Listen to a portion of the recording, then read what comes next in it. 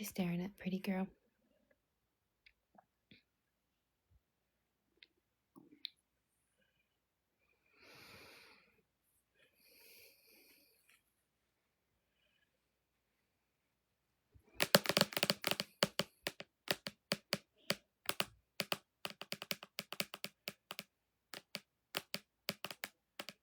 Hi,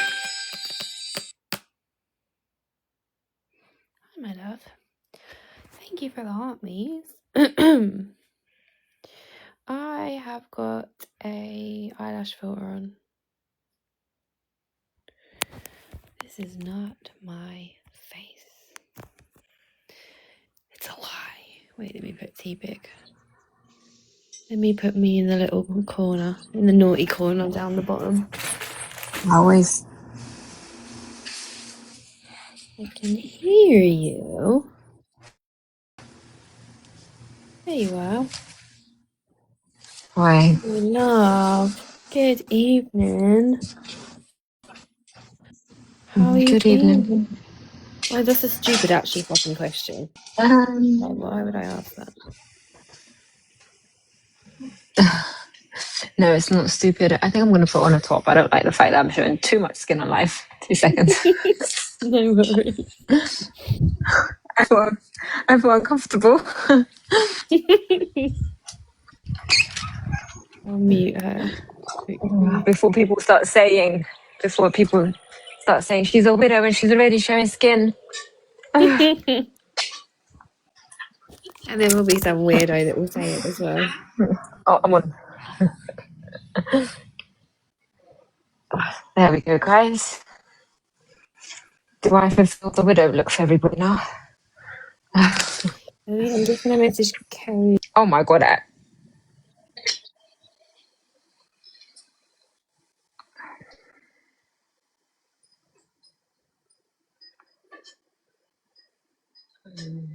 Okay, done. Back.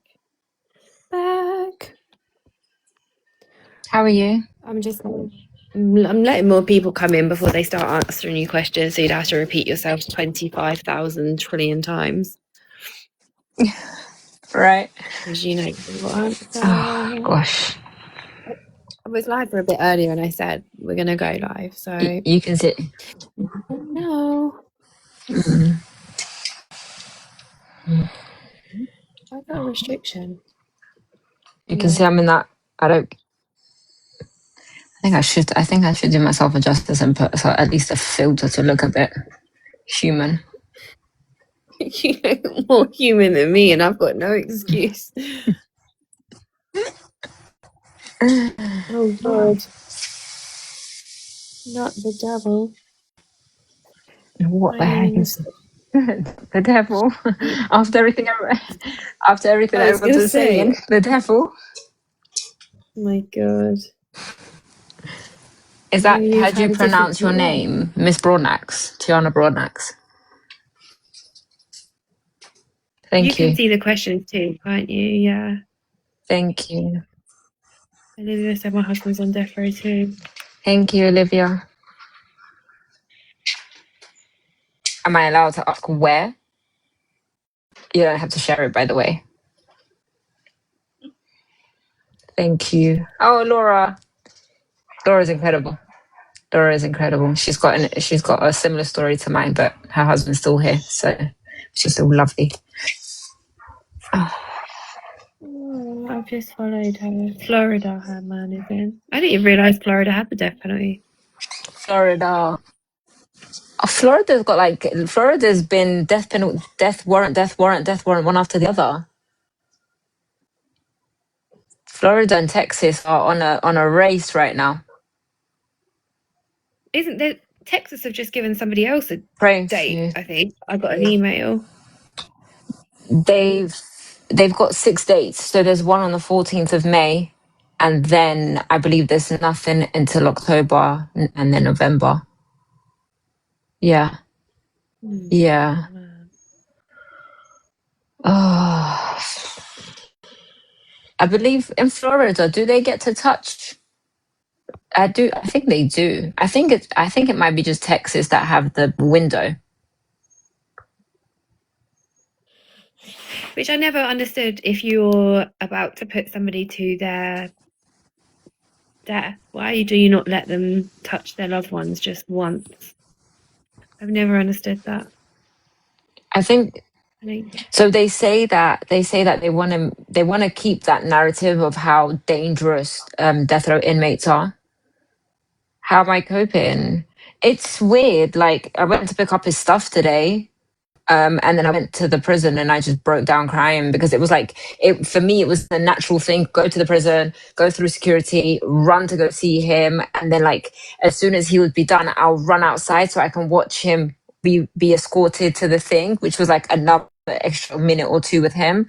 But it doesn't sound the nicest thing, but I don't know. It's just like it was funny going through his stuff because people don't understand, like, yes, you speak to somebody every single day, you're with a prison every single day, right? And they tell you everything and you have conversations, but you don't really know what's been the truth until like you take that stuff.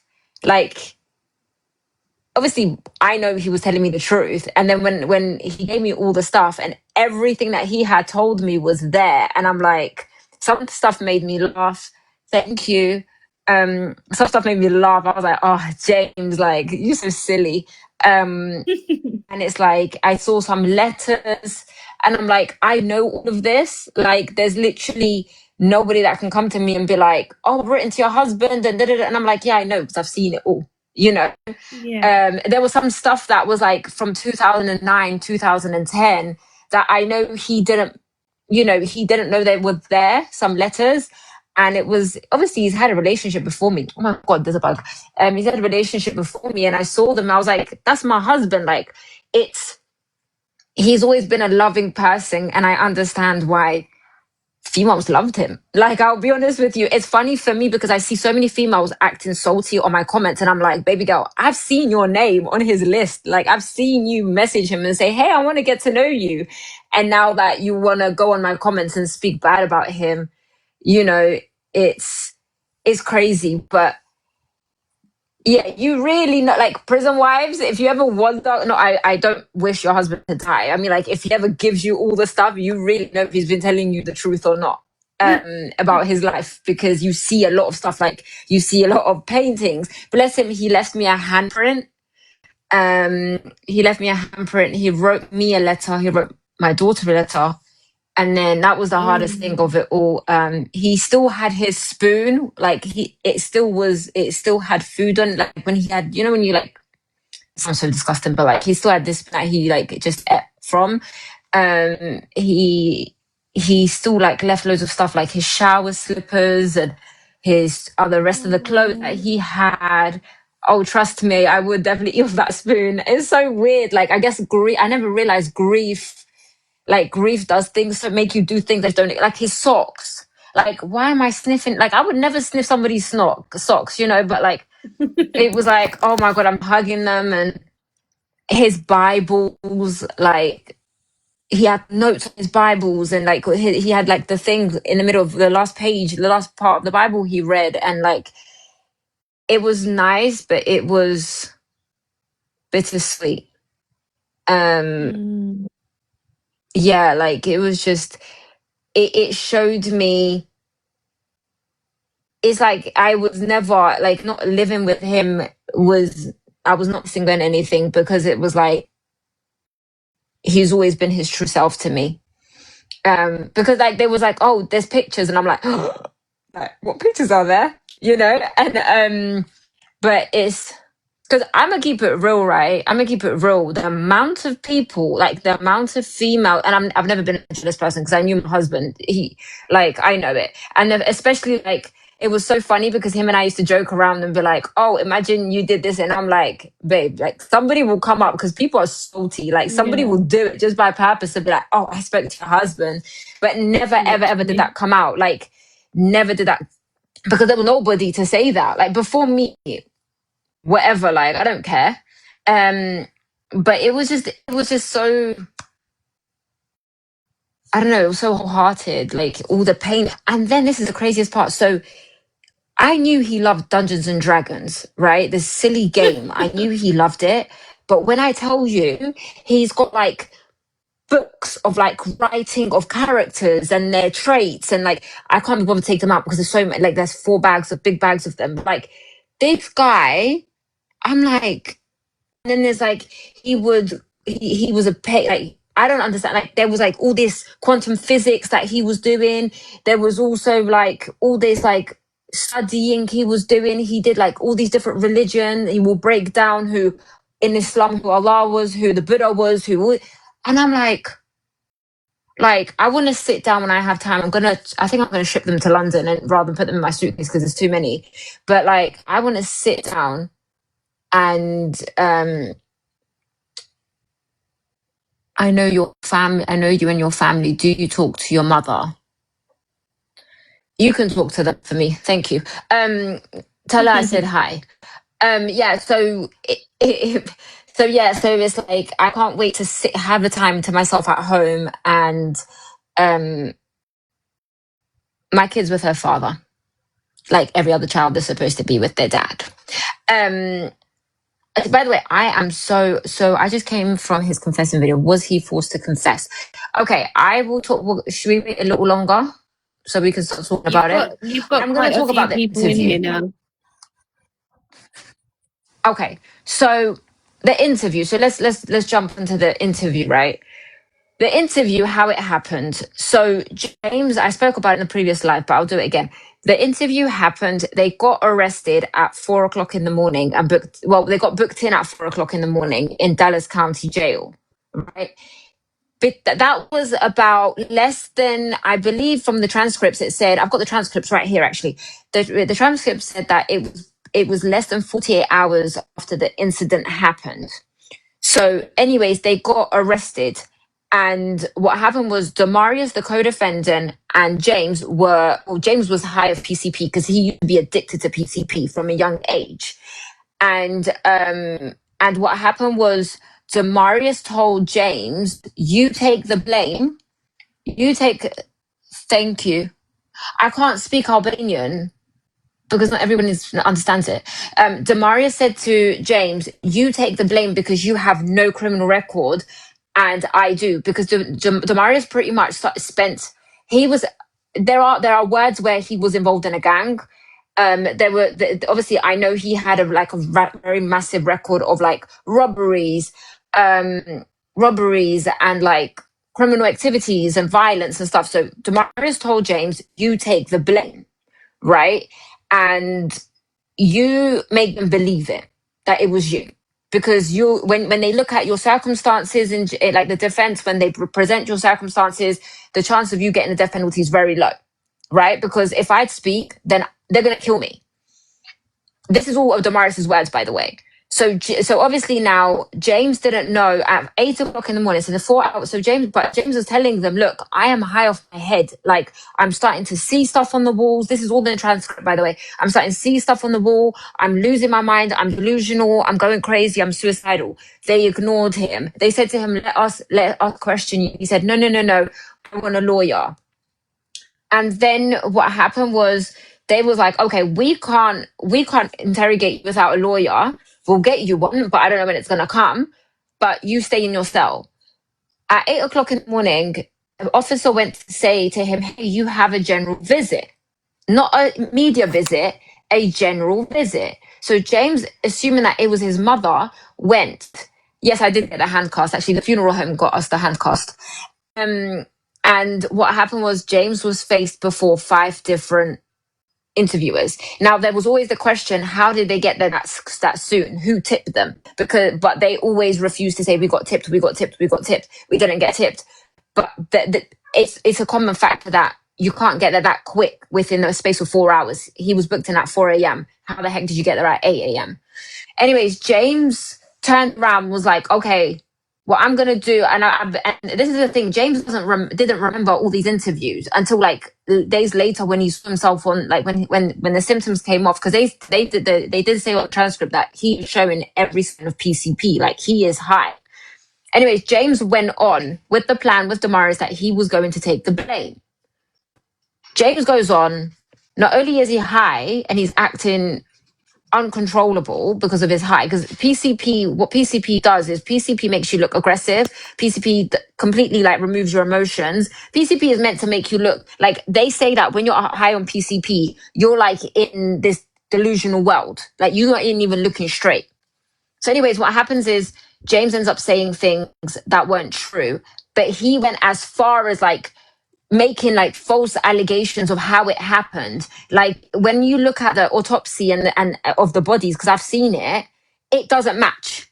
Like it doesn't match where he said, "Oh, it's happened here and it happened like this," and like, "Oh, it happened." And then Demarius went on TV and was like, "Yeah, I didn't do it. You know, I feel so remorseful. I don't know if it happens." Bearing in mind, Demarius has been doing this for years, so Demarius knows the transcript, how to do it. He knows the script. Whereas James, he's like, I'm gonna take the blame for you, and I'm gonna go in because I'm gonna make it as believable as I can. But there is a part where James says, "My DNA is not on the gun."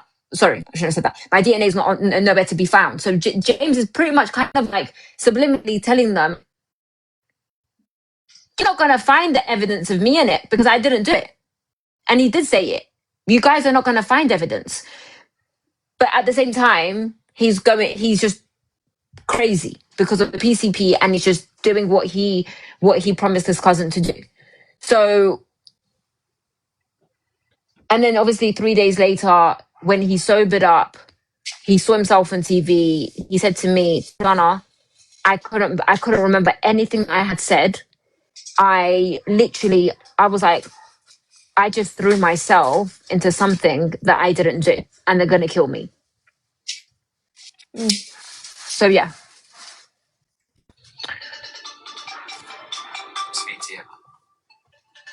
I hope that helps everybody to understand what really happened. But people say it happened within 3 days. It didn't happen within 3 days. Did James say anything before his cousin? No. No. James, the whole time, from the minute the incident happened, all up until into the interviews, James just stayed quiet because this has all come from the transcripts. He literally kept telling them, "I'm losing my mind. I need to see a lawyer. I'm losing my mind. I can't, like, I'm going crazy." And he kept telling them that. My visa. Why is my visa important? Like, I am allowed, as long as I'm allowed to travel up and down the world, visas matter. How am I feeling? I don't know. Breathing?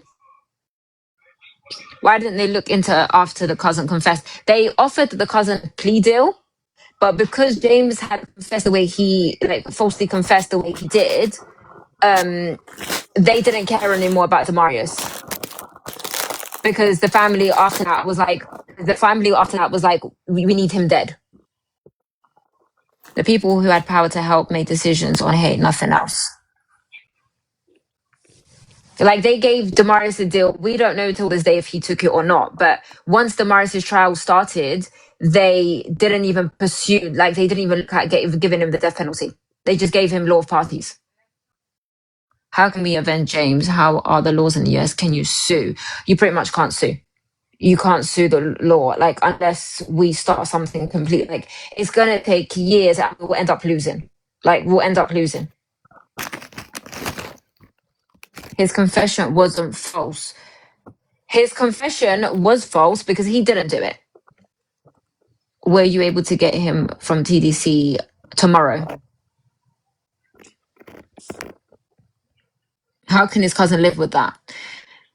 He isn't. Like, people I don't understand. His cousin is actually really, really in a bad condition right now, mentally. Like, yeah, I'm gonna how his cousin's feeling. Like, I've been told from lawyers, like, his cousin is seriously struggling mentally right now. From the minute he found out that James got a execution day, because another thing is this is why the cousin only came out last minute, because he truly believed that James was not going to get an execution date. Because his cousin says in the video as well, he says that, "Look, it's always been at the back of my mind to say it, but I truly believe, like, bro is good. He hasn't had an execution date." And bearing in mind, they don't know, like, it's not like the UK where you're all sentenced together, you're all guilty together. They have every person has different trials. You're not sentenced or tried together. So because he hadn't really known much about James's case, he just thought, James is not going to get an execution date, we're good. As soon as he found out from our lawyers that James got an execution date, that's when he spoke up. But it was too late. Because once you get an execution date, it's so hard to reverse that. And I've been told his cousin is super mentally, like, he's just not in a good place right now. And if somebody, and let's be honest, if he didn't do,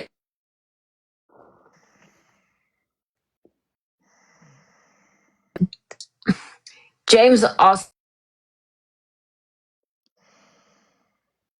he just wanted it to be a me and him thing. He wanted it to be very private. He gave me is there any there okay, thank you. I can't give his cousin empathy. He made your husband always yeah. We just gotta pray. We just gotta pray for these people. Like we gotta pray for everybody. James wanted it to be private. He wanted something just him and I. He did say if you wanted to memorial, do it. I'm not really fussed about it. Oh, these opinions are super salty. James, do you know what's so funny? There was this thing that James used to joke around. You know that was it Megan Thee Stallion song Megan Thee Stallion's song Brokey, or was it Brokey? Oh no, what was it? I can't remember, but he's flipped it and he was like salty. So She's Manchester. Sorry, foreign. She's just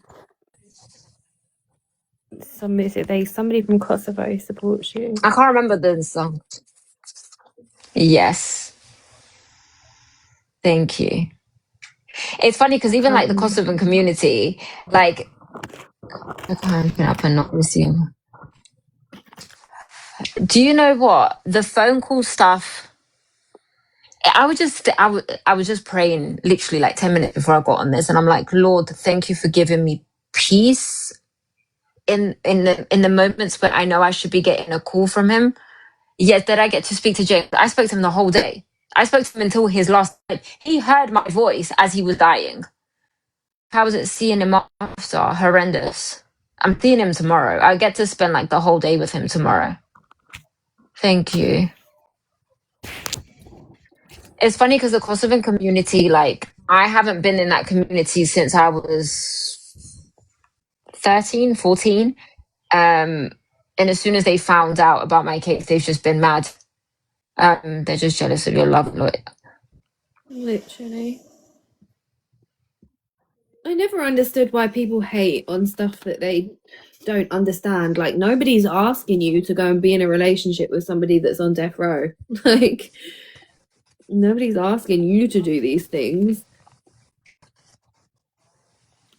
People don't understand. Pardon me. People don't understand. I literally did not go out my own way to go fall in love with a death row inmate. Like, like I literally did. Like even him, I remember he said to me, "Look, I don't want a relationship. I've just been denied by the Supreme Court. I'm focusing on fighting for my life." But when you speak to somebody every single day, like people are acting like back in the day before social media and stuff like that. That's people used to write letters to each other. Like, it's crazy. And social, like now I understand why a lot of people can't handle social media because it's wild. But social media has given an open platform for people to act crazy. Like it's too much freedom. I'll be honest with you, with these people. Yeah, for sure. Or people just read one Is there thing anything we can and do now run with to? narrative.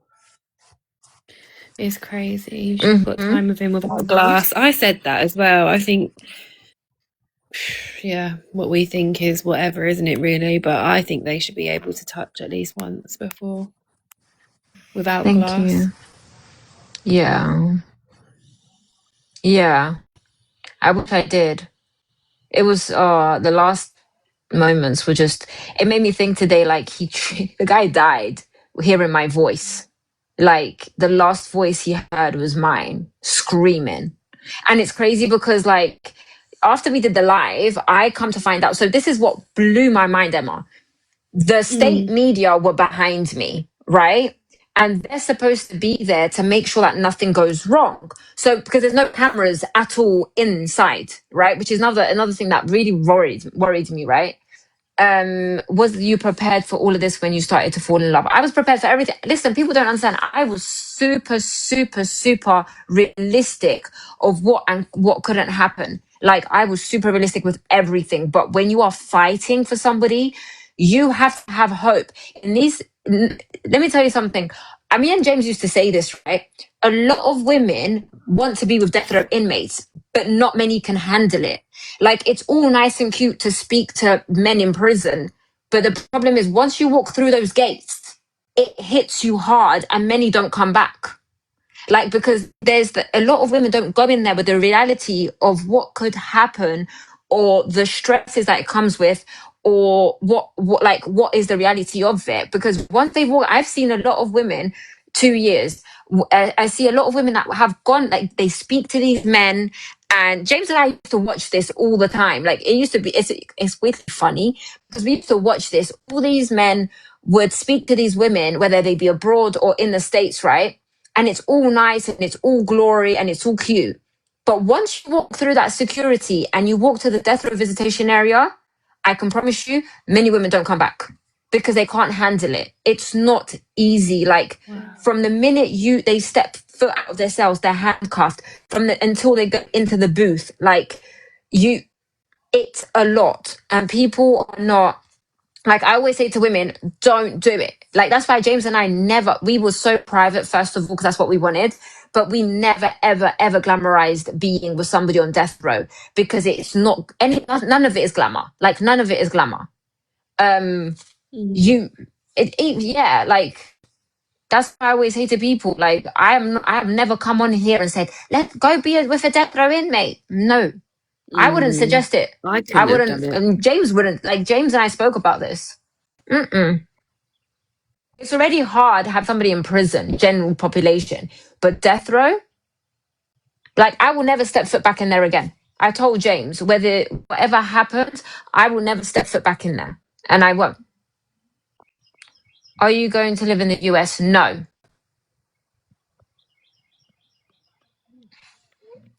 Love your Albanian guys that like to cuss me. What people forget is, no matter how much, if this did not kill me, if this did not destroy me, it has hurt me. But if it didn't physically kill me, nobody can kill me with their words. Like, to me, this is all a joke now. I look like Dua Lipa. I definitely don't look like Dua Lipa. Thank you, though. But yeah, as I was saying, like, the media lied so much. The state media, they were like, oh, I don't know if you guys saw my video, did he speak after he said his statement? No. Yeah, Me and him had a conversation. Like, he died speaking to me, and he didn't die saying don't give up, don't give up. He died saying, I love you, Queen. And then as he was speaking again, he done his head jerked. Because his spiritual advisor, I went to see her yesterday, and she said to me, I don't understand. Because obviously, for me, the whole time is blurry. Like, I only remember bits of it. And she said to me, they're lying. He actually said to you, I love you, Queen. And as he started speaking a bit more, that's when his head jacked back. I'm from Kosovo.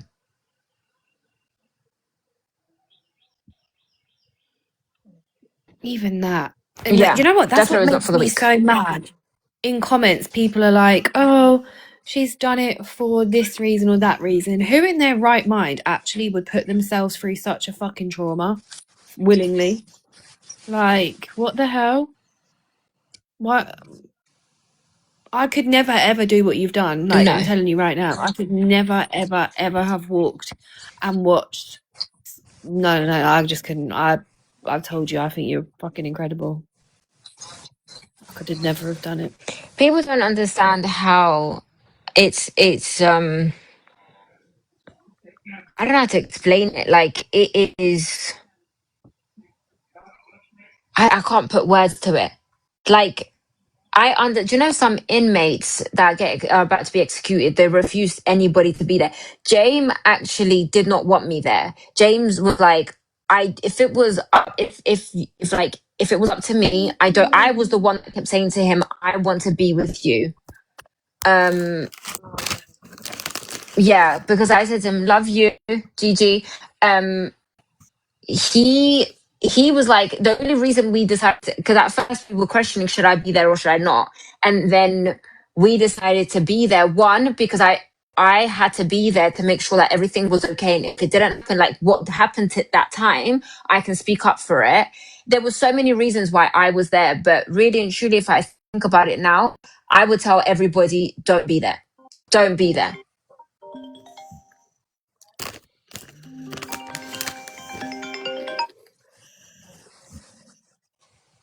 Yeah, like he just wanted me there. He just kept saying to everybody, I need my wife there. I just want to see my wife. I just want to have my wife. Even when he would speak, so his spiritual advisor was just telling me yesterday, she said to me, it was crazy because like I'm talking to him about God and I'm talking to him about like, you're going to be with God.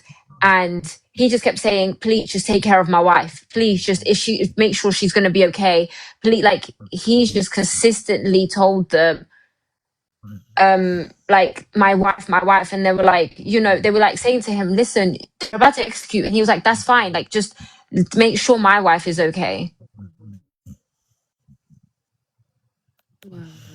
Yeah, is that your dog snoring? Yeah. I was about to wake her up. People are going to start rumours that I've got a big man in my bed snoring.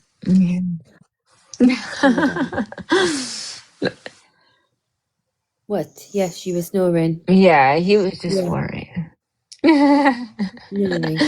That was a good sleep. Heartbreaking was insane. um I don't think I would ever be able to do it because I don't think I'd ever get that vision out of my head. Like I've not got it out of my head and I didn't even see it. When you explained how you turned and then like saw it, oh my fucking God, my heart sunk into my asshole. Like, no, I could not have done that. Holy fuck. It sounds like a horror movie. I'm not gonna lie. well, It sounds like something out of a horror movie. The whole thing.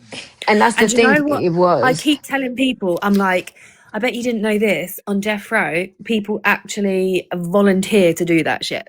See, that's still blown my fucking mind from the last live. I had no idea people are sick Yeah. enough to volunteer to want to do that. You must be something up here, ain't right? Sorry. And But then I was told as well, they can decide how quick they want to administer the lethal injection. So based on, if that's true, based on how James died, they definitely pressed it quite fast because it was just crazy. Like the way his head jerked and then his head dropped. They volunteered to press the lethal injection, to administer the lethal injection. see, I think a lot of people are There under was the no same curtains. impression. There was Awful. no curtains, Brenda. It was literally walk in like a long room, and it was wide open window. There was no curtains. There was no preparing you mentally. You just walk. It was like a final. I keep saying this. It was a Final Destination movie. Like you literally just walk in as a massive screen, like not even a screen. It's a window with red bars, and boom, like you're just hit with it. That's why when I walked in, I was like, oh, like I'm screaming because I'm like, what am I seeing? Like my brain couldn't take it in. It was too much for me. Like, and then for them to lie and say that he died peacefully, that's absolute crap. Like that's absolute crap. Like he did not die peacefully. Animals get put down more peacefully than the way he got put down. Like the Literally. victim's family volunteered to press the button. No, not the victims. I'm sure they would have like quickly ran to press it because they even said if it was I've got a screenshot of her saying if it was the firing squad, I would volunteer to shoot him, She was which they're the actually trying family to are too bring to busy. Texas. Family are too busy up the AG's asshole, making deals behind the scenes. Could you have? I did request for them not to be there, but Texas supports the victim's family more than they support anybody else. When I was an intern there, they had no the curtains. There was definitely no curtains. I wish there was, because slowly at least prepare me, but nope, walk straight into him being like that. He just looked so vulnerable. I can't take the images off my head because they made a 6'2", 190-pound man vulnerable. They stripped, it happened on Thursday. They stripped every part of his security, his confidence. That this was a confident man. This was a man that he knew he had it himself. He knew he was a man. Because I'm not going to lie, some men don't even know they're men. But like, he knew he was a man. He knew that. And they stripped that away from him. And I remember just I remember he knew I was coming in because he saw the officer first. And he looked straight into my eyes. Like, as soon as I stepped foot, him and I's like literally like connected straight away. And that's when I lost my stuff. Were you and the victim's family sit in the same room? How was the experience? No, there's just literally one wall separating us, but they heard everything I said. They heard everything I said. It wasn't, they could, one thing I can tell you this, what room does it happen in? It's in the death chamber. And they call it the death chamber. Did you see him get put onto the gurney? No, I wasn't allowed to see that. Or was he just on it? Well, he was on it already when I was there. They wouldn't, listen, they knew if they knew, I passed out twice. Did you remember to do the cussing? Yeah, the funeral home actually went and picked it up for me today. What annoyed me was the media lying, saying they were I never. You know you're not allowed. You know you get arrested if you bang on the glass. By the way, you get apparently last year 2 brothers got arrested because they banged on the glass. They came out in handcuffs. You're not allowed to bang the thing. There's no point. What am I banging it for? Do you plan on staying? No.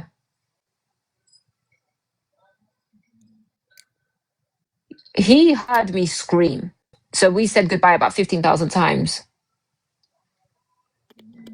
See the media, the amount of lies the media have said is bewildering. I'm like, could he see you? Yes, he could see me and hear me. He could see me and hear me. No. Do I have a plan coming to Texas? Potentially, yes.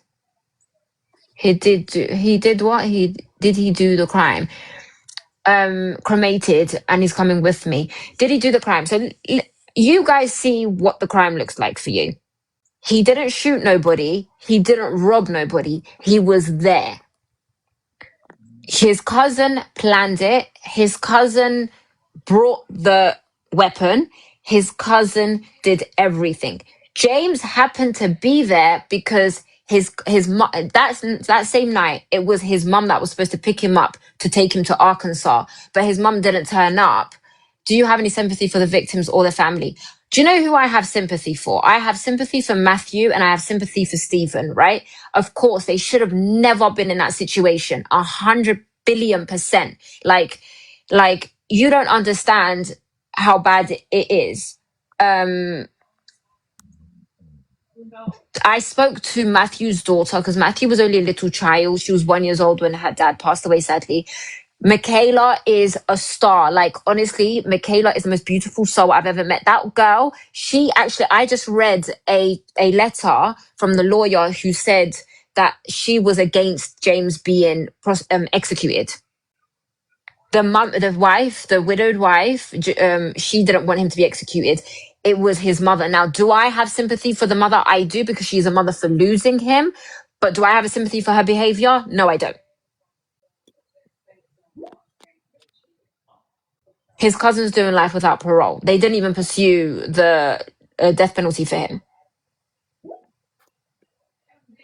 I think as well, it's important to add, of course, people have sympathy for the family, but that this discussion isn't about the victims or the family. It's about death row. It's about executing people that are innocent. Like, of course, we're humans.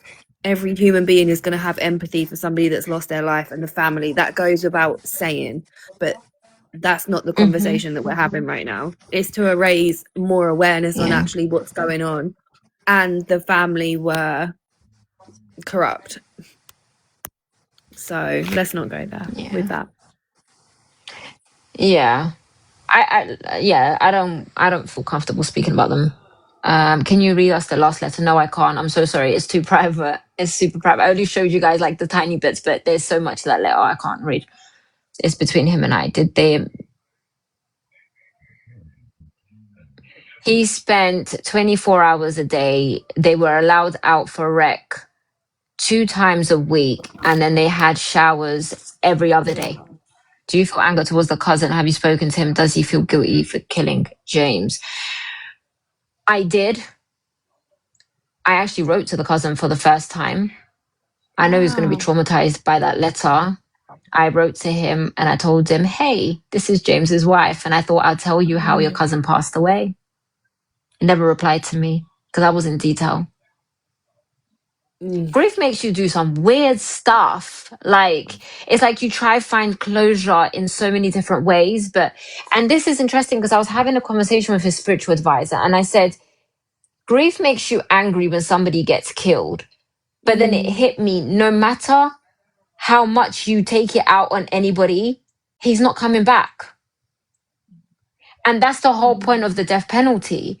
No matter how much you're angry, like I'm angry at TDCJ, I'm angry at Texas, I'm angry at certain people, but no matter, even if I retaliate, it's not bringing him back.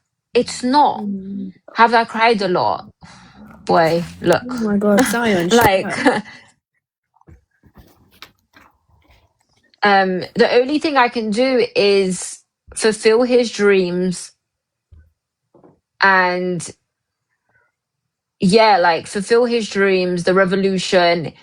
I made him a promise and I'm going to fight for what he wants us to do. He was a very massive advocate for Black Lives Matter. He was an advocate to stop the death penalty. James was a massive activist. Like anything wrong, he was like, he would have fought for it. What was the reason why I married him? First of all, I loved him. like, why'd you marry somebody? 2 years. I finished my law degree. I just need to go do the bar. My kid is with her dad. Do you know what makes me What's your laugh plan as well? without When people him? are like, when people keep saying, well, how can she leave her child, this, that, and the other? There are children that spend holidays with one parent and then go to another parent for like holidays and then go here for a period of time. Like, why is it any different in this situation? And why are you bothered about somebody else's child? It's not your child. It's not your mothering to do. Like, that's always baffling to me. Not that it's important. You know, my daughter's going to Italy for the summer. Like, so what? I've now neglected my daughter because she's gone to Italy for the summer. Like, my daughter travels. She's been blessed. Me and her dad ensure to give her the best life ever, and it's like she's got everything. I didn't just leave her. Like, she's got everything. She's not missing it. She actually spoke to me earlier this morning, and she was watching a movie because it's bank holiday, and she was enjoying life. Like, do you know what's so crazy? UK only banned death penalty about 50 years ago. It's still so recent, by the way, and they have tried to bring it back. They are attempting to bring it back, just to let you know. That is insane. Yeah, it's just see with the crying thing, Brenda. Somebody is asking, how did the phone privileges work for them on DR? Were you able to talk often? So DR earlier in Texas, they're only allowed to be on the phone from 2 p.m. to 8 p.m. I'm not gonna lie, James and I spoke from 2 p.m. to 8 p.m. We was on the phone. He came with me everywhere, every day.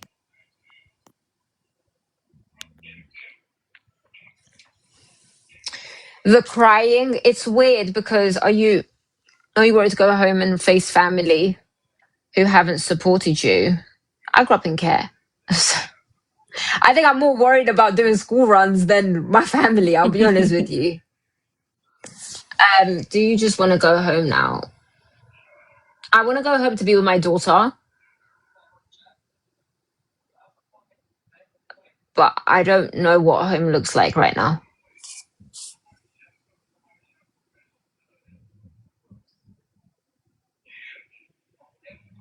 Yes, I spent the whole day with him before the execution.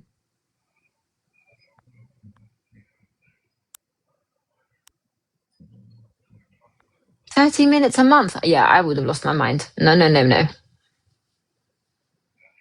Can you imagine 30 minutes a month? Do I stay in touch with James's family? Yeah. Somebody said it's crazy how they can execute somebody 17 years later without evidence or any DNA.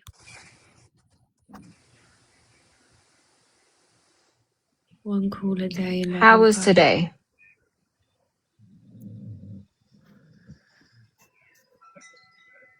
I'm getting them later, the comments that you're telling me. Sorry, because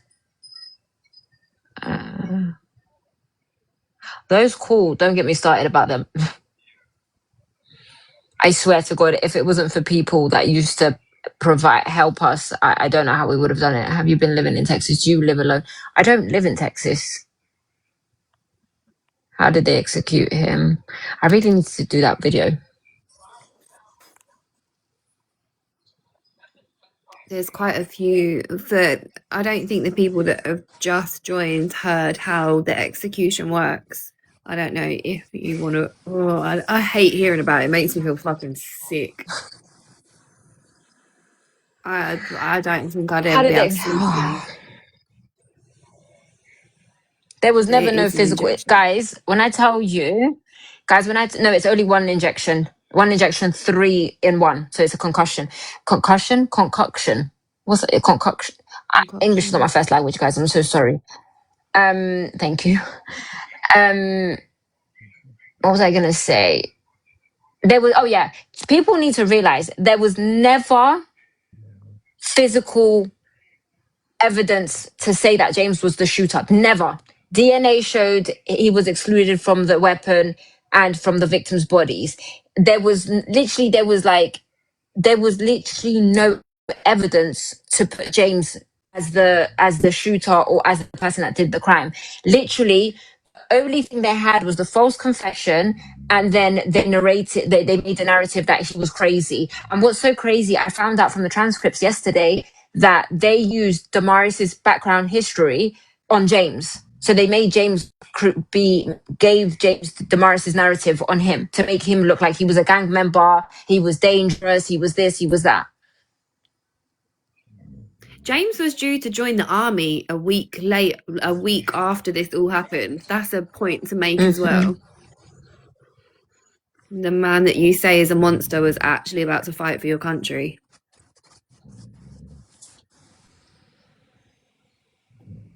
He would have looked so handsome in that military clothing. Bless him.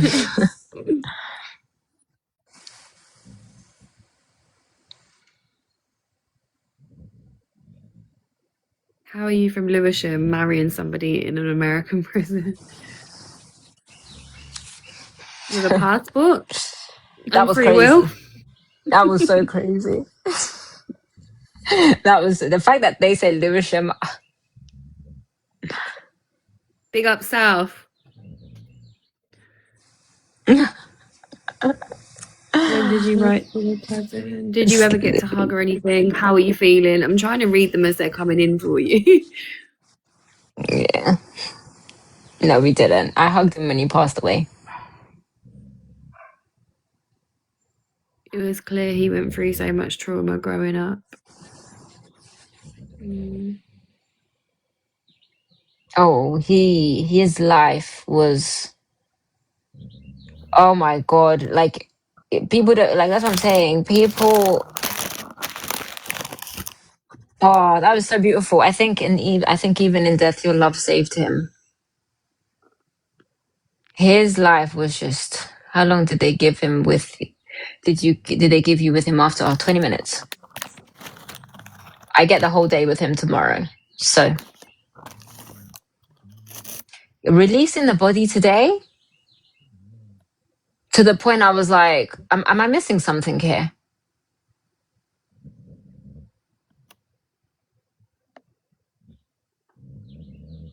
I don't know what these Albanians are saying. Are you going back to London? The day with him tomorrow, yeah. Do you kind of mind talking about how it works? I'm still sad. Thank you. I'm still so sad. I'm stalking the victim's family page and all I can do is shake my head. Yeah. How do I feel when I hugged him? Do you know? Yeah, I'm having him cremated. Won't that? Oh, sorry. Won't that be really hard? It will be, but when I first saw him, it's so crazy because it's like there's been a window between us all that time for 2 years. Like people don't understand. For somebody that lives abroad, I went there consistently because he made that possible for me. And when I went, do you know what's so crazy? When I went to see him, for some reason, to me, it felt like I couldn't touch him. Like I don't know, it was like it was weird. And then I touched him, and I couldn't believe I'm able to touch him. Thank you to the customers that are supporting me. Thank you so much. I love you guys. Honestly, I love you guys. And James, do you know what's so funny? James actually learned Kosovan, and he had a Kosovan name, which was hilarious. What do you do with him when you spend the day with him tomorrow? How does it work? So obviously I've bought him clothes. I don't know if people want to see it. I don't know what people want to see. I went to Zara. I bought him like a white button-up shirt, like these grey like smart pants and ankle socks because he loved ankle socks, but they wouldn't allow them to have ankle socks. Show you. Should I show them, Emma? I don't know, Emma. You do this. You're new to It's up to used to this. you. I Do mean, I show people? I don't know if you want to keep that private to you guys. I don't know what you want to share. That's up to you. That's not up to me. If you would feel Yeah, I don't know. It comfortable. just feels. It's just like a normal white button-up shirt. I mean, people can use their Um, imaginations. Do you know what I mean? It's a shirt and some pants. Like, yeah, if you want to keep literally, that it's private just a for now. normal white shirt. I need to go to the charger, but yeah, Like, it's just only literally a share what white. you're I don't even comfortable know where I with. put them. Yeah. Sorry, guys. I shouldn't have suggested it first because I kind of spoke a bit too fast, but I I don't personally, know. I wouldn't show it. I would leave that between Yeah. you and him. Like that, what you thought for him to be Yeah. put to, like he didn't even want a funeral, so I would Yeah. Yeah. So I keep don't that. think it's. Like, keep it personal to them, guys. You don't need to know what he's wearing to be cremated. Like, come on. I know you want like mean well, but Mhm. Do I get to dress? No, it won't be me. It'll be the funeral director that will dress him. Did you get the cast face hand? The funeral director's got that for me. I'll be honest with you, it's so crazy because the funeral director came from a lady who her husband got executed last year. And she told me about them. And when I tell you they've been so accommodating, like even like they've been fighting with me to get his body released. And it was like, and I called him about 500 times today, and he's like, no, don't worry, like I'm here to help you, whatever. And I was like, I really want to he'd never seen somebody want to do a casting. And they're black owned as well, because I was like, I want my husband, like I said, my husband was a big Black Lives Matter activist, and he always like, that's why he says I can't breathe. It's because of the George Floyd situation that was so big for him. And they have been so incredible. Like I said to them, I want to get the cast, and he was like, "Don't worry, I'll go to Hobby and Lobby for you on our way back from oh, picking up his body." And he's been trying to fight for it. And yeah, he's just been super incredible. What state did this happen? that's so Texas. kind. So tomorrow it's pretty much they just put him, because James always said, if however I come out, because Christ was so big to him, and being in Christ was so big to him, that he said, however I come out, the first place I want to go to is the altar.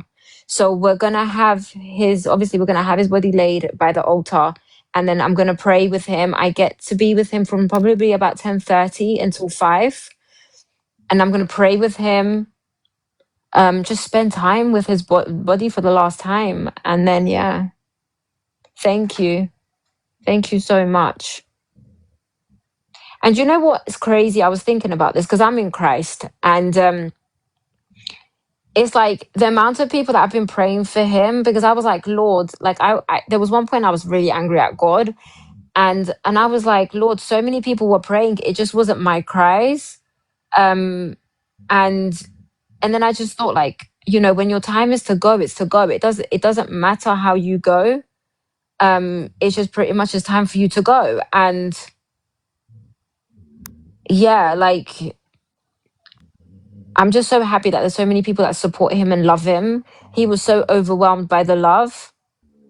And it's just like, he was so emotional, and he was just, people don't understand, like, I can't even imagine. I don't need. What always gets me and it puts a lump in my throat is when you said that he was scared. Like, he was in his last moments, he was scared. That for me is it's horrible. It's barbaric. I can't even imagine what that he feels like. literally he literally came by the window right now, because we used to be face to face in the window. Like, only the window stopped us at this point, right? And he literally said to me, he goes, I can't, I can't, like, I'm not ready to die. He just kept saying to me, baby, I'm not ready to die. Like, I have so much to live for. And like, I have so much to live for. You know, I have a family to live for. And he was like, you know, I'm not ready to die. I'm scared. I'm scared. And that's what he kept saying was, I'm scared, baby. I'm scared. Like, I'm worried. And this is a big man. This, like, a 37-year-old man. Like, he was just, and the thing is like, all the inmates in death row have been crying for days. And you know what's so crazy?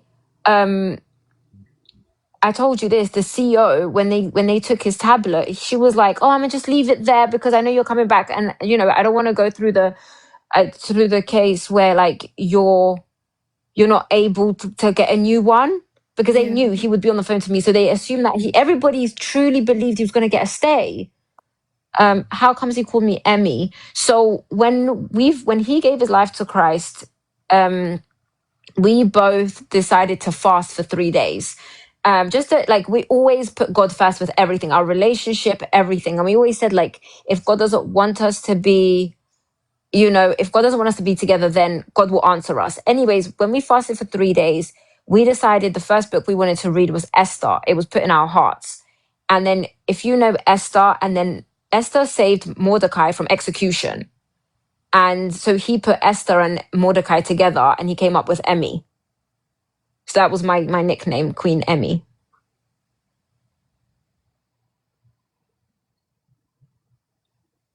Stop snoring, honey. Queen Emmy. Did they change He that? had so many nicknames for me. Because they spelt it wrong, didn't No, they they? didn't. Yeah, Queen Emmett. Who's Queen Emmett? Was he allowed to take notes in his Bible? Yes. Yes, I've got 3 of his Bibles right there. I will show you the Bibles, but I'm not showing you the notes. I'll just show you the Bibles. You can see there's one that he really, like, he pretty much, it got damaged because that's how much he was on the Bible. So he's got 3 Bibles. This is 3 Bibles, and you can see them mashed up. Like, this one especially, I was like, boy, this one was a new one. This one here had been given recently. This is the one, you can see how much he used his Bible. Like, it's dirty, it's like, it's falling apart. This is the one that has notes on it and stuff.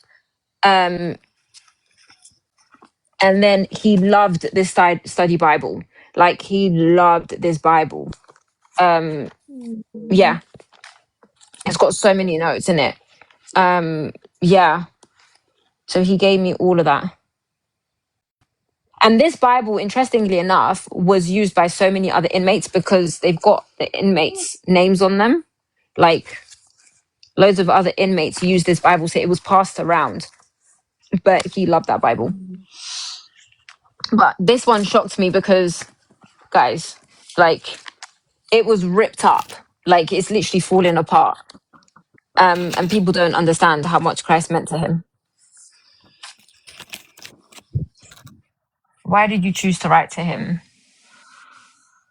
What was your nickname for him? What was my nickname for him? I'm gonna keep that private. I'm gonna keep that private. I'm gonna keep that private. It was King. The main thing I used to call him was King. But there's so many little. They're so, like, they're so cheesy nicknames. Like, some, yeah, so many cheesy nicknames. Yes, I did get all his belongings. Yeah. Still got the shoe, the emotional. People don't understand. Oh, it's by the bed. The trainers, the night trainers. I saw everything. No, people don't understand. Me and him were like, you know how they say batty and bench? Like, that's how we was. Like, it was, people don't understand the stuff like we was saying to each other. Like, he was my best, like, I said it to you the other day in the other live. I said, I've been in relationships and I promise you, I clearly was lying to them and selling them dreams, telling them I love them because I have never felt love the way I felt with him. It was my best friend. Like we could speak about anything, like anything. What was his last meal? It was they gave him Damaris is in prison. He's doing life without parole.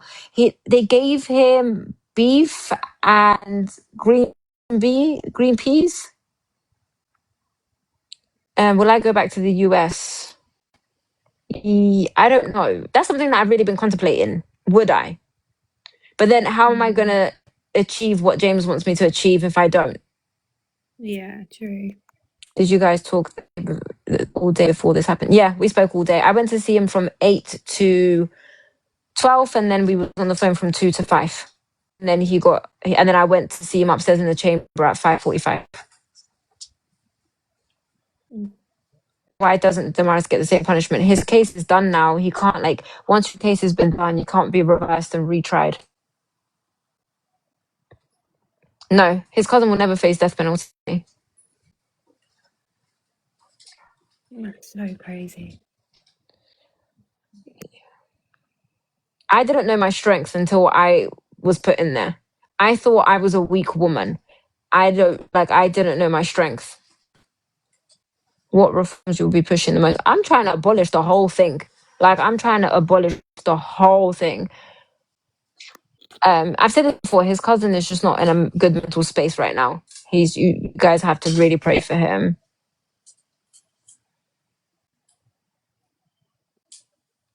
How early would you have known if the appeal would have been accepted? I hope I worded that right. You mean like after the execution date was given or before the execution date was given? If it was before the execution date, he wouldn't have never had an execution date. Were you guys able to conjugal visits? No, Texas don't do conjugal visits.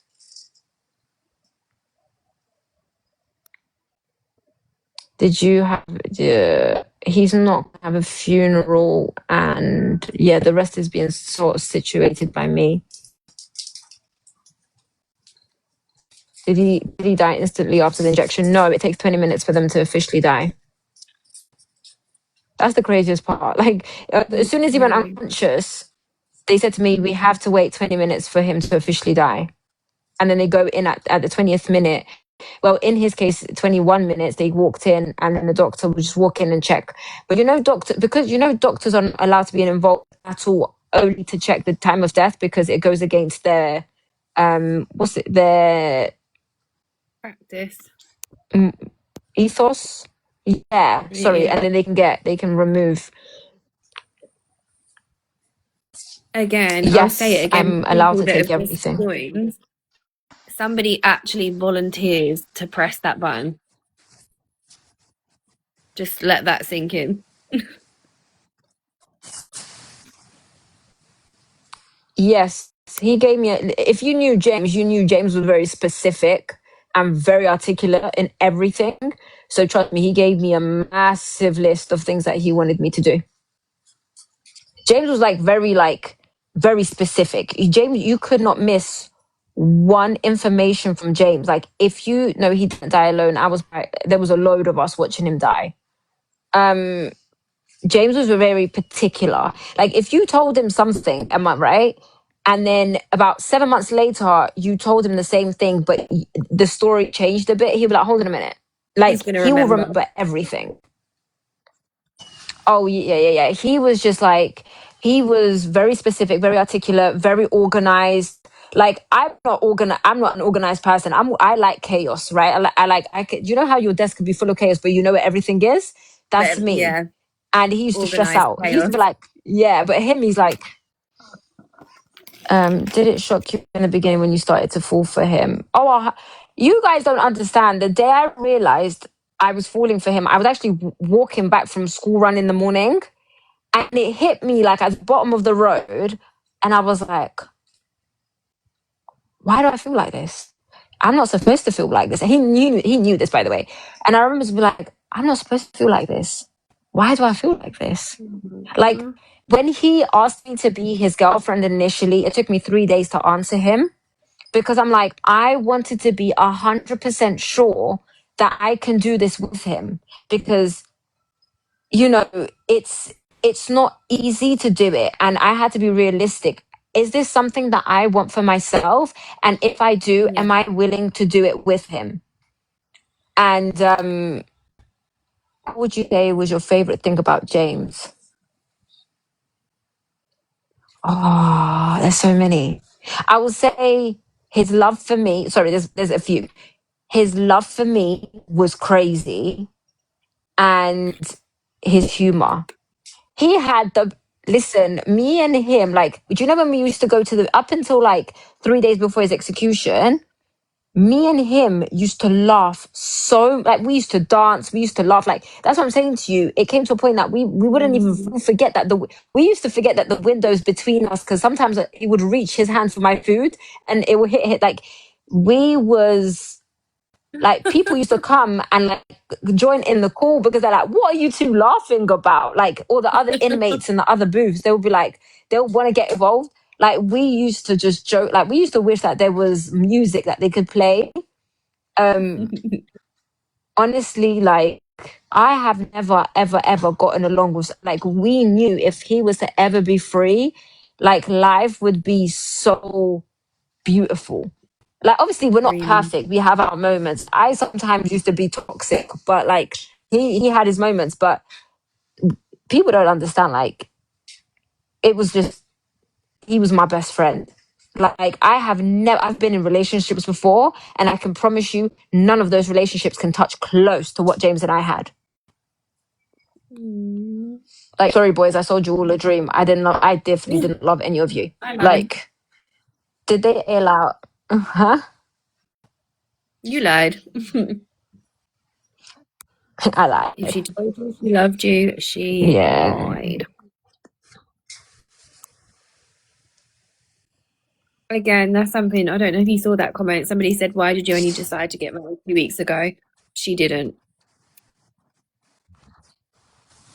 We'd been trying to get married for 6 months prior. We'd been trying to get married for 6 months prior, and they only allowed us to get married 2 weeks before. And that was by me and by him actually complaining consistently and me having meetings. If you know TDCJ, you know that they're going to make you have a hard time before they let you get married. See? Can I tell them who you are, Manuela? Do you mind? I'm actually staying with Robert Robertson's wife. So the guy that was supposed to be executed 3 times for the shaken baby syndrome, and I'm staying with his wife. She's been taking care of me. She's incredible. Aww. You're welcome. Yeah, like, people know if you are in the TDCJ, boy, they're gonna. I remember I had a meeting with the warden of the whole prison, and he said to me, he started laughing. He goes, "Oh, it's like pulling teeth to get married, right?" And I said, "I've been a dental assistant, and pulling teeth is easier." Like, you know, our paperwork would stay in the law library for weeks, and they wouldn't even give it to him to say, "Oh, it's time for you to arrange the marriage." Like, we had been planning to get December. December was the first date. They cancelled it. So that's why him and I hated the fact that we got married 2 weeks prior, because we wanted to get married so bad before that. Who wants to stay married only for 2 weeks and then become a widow? Like, Right. he was still there. I don't agree with death row, but yeah, the guys, look, when I tell you this, James took accountability for being there. He literally said, if I need to do my time for being there, yeah, Robinson is still in death row. If I need to do my time for being there, then that's fine. But don't kill me for something I didn't do. James never said, oh, I'm fully innocent, I wasn't there. James always acknowledged that he was there and a robbery and somebody's life, two people's lives cost. He never did it. And he said, I'm accountable for being there, but don't kill me for something I didn't do. And that was the whole point.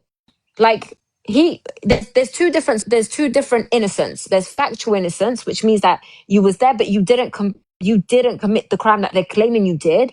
And then there's innocence where no, they can never reverse the lethal injection. And then there's the other one where it's innocence, like you just either wasn't there or the person died accidental and it had nothing to do with you. Yeah, if Damaris spoke earlier, James would have had his thing probably put down to a robbery.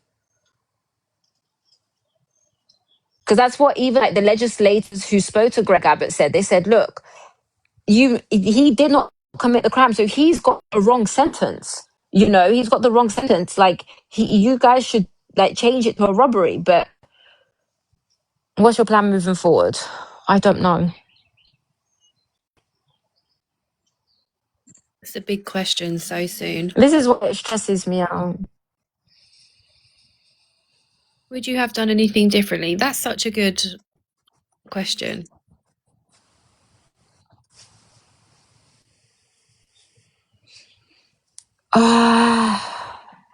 Boy, that's a question that I've been thinking for the last 4 or 5 days. Yeah. Yes. Do you know what I wish I did? I wish I put him out there sooner. But I did try. Until we got our social media guy, and he obviously knew what he was doing way more. I was never, people don't realize this, I'm not a social media person. I'm like, I live such a private life that people didn't even know. Like, I was so private. This forced me to be out there. Yes, if Damaris spoke earlier, 100%. I'm leaving soon. Did I finish my master's? No, I didn't. I decided to leave everything and fight for his case.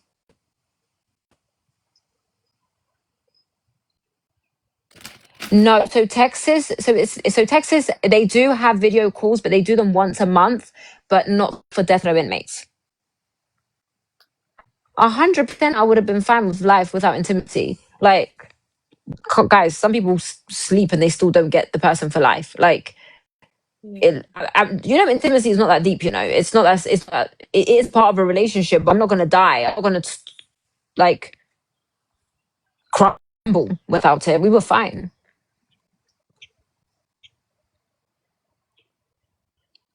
I think He spoke up because he truly believed that James was never gonna get a date. I think intimacy can be different as well. It doesn't always have to mean sex. Oh, I can't say that word on here, can I? Schmex. I don't know. So they believe that Tamara's confession was a lie only because, yes. So once you get a date, like, it's super, super hard to undo it. It's they say that unless God really doesn't want you to die, it's super hard to undo it.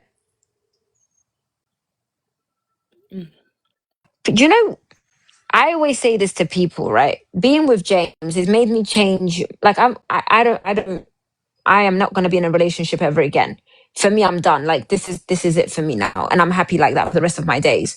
But like, you don't understand how important it is to, James and I used to speak about this so much because it was so important for us, about building the friendship foundation first before you go into a relationship, before you touch that person in an intimate way. Because it came to a point, like, when you build that friendship foundation first, which we did for the first few months, when arguments and stuff used to come up, it was different if it was a different technique of argument, because you just knew that that friendship came before the argument, and you knew that you had that connection before the argument.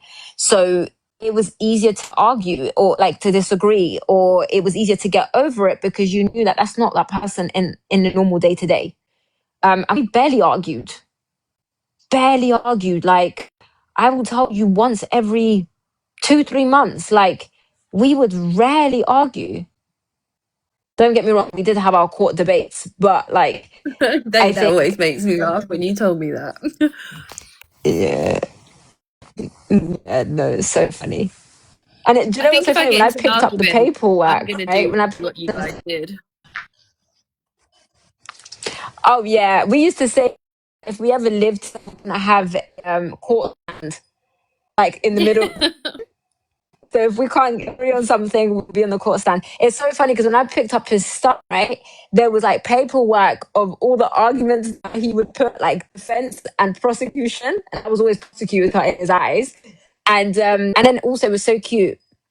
He had kept details of things that I never, like he kept all my work schedules. I would tell him about my work schedule for the week, and he had written everything that, like, Bay's work schedule, Bay, I don't know if I should say this, but like Babe's time of the month, like Babe's this, Babe's time, like Babe's graduation, Babe's this, Babe that. Like he had everything. He knew by mind. People don't understand. He knew where I was going to step everywhere. Like he knew my locations, he knew everything. That's so cute. Like when it would come to that time, he'll be like, "You've got a few more days left, by the way." And I'm like, "For what?" He was like, he was like, "Have you prepared for yourself for the month, for the week? Have you done everything? Have you done that?" And it's like, I'm like, "Boy, let me go on my Flow app and check myself. Like I forgot." And he's like, "No, have you prepared everything?" And I'm like, "Yeah." I love him. He sounds hilarious. It's not it's not because he had a lot of time. That was James. Like he trusts me. James occupied him. I can show you stuff. James occupied himself so much. Like I spoke to his lawyer yesterday, and she said he fell in love with me first. She said to me, Tiana, I've never come across an inmate who knew his case back to front. Like, he was teaching his lawyers about his case and about case law and stuff. My husband did not take nobody's lives. So, sis, I love you. God bless you. Um, he was like super, super smart. Like he kept himself so busy with his, like he would have a meeting with he would have a legal meeting the next day. And he would be like, "Babe, for the rest of the evening, I'm going to be doing my studying. Oh, I need to study my case law." He used his tablet. Um, he used his tablet and to learn everything on the law library. Like people don't understand. He was just Did you get he that? kept busy. Like he truly kept busy. Did they give you What? his tablet? No, it's No. TDCJ property. That's when my ex-husband left, he took his tablet home. He'd never shown me it though, obviously. Duh. Yeah, yeah. Do you know what's crazy? He asked them a few times because he wanted to show me his tablet so bad, and he kept asking the CEOs like, "Can I please to bring my tablet?" But no. True Crime Nicole said she covered the case. I looked Hmm? all into his case. I covered TC True Crime, and I'm in Houston. My fiance is in TDCJ.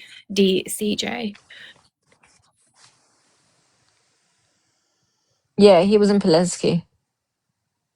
That's where all death row inmates stay in Polensky. There's no other place that they stay. No, it's from 2 to 8 for death row inmates for phone calls. What tablet? So it's in every state, right? It's not just, I know it's in every state they get tablets. The Securus tablets. Well, we had Securus tablets.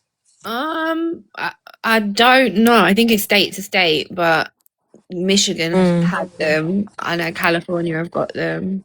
I don't know about any other states.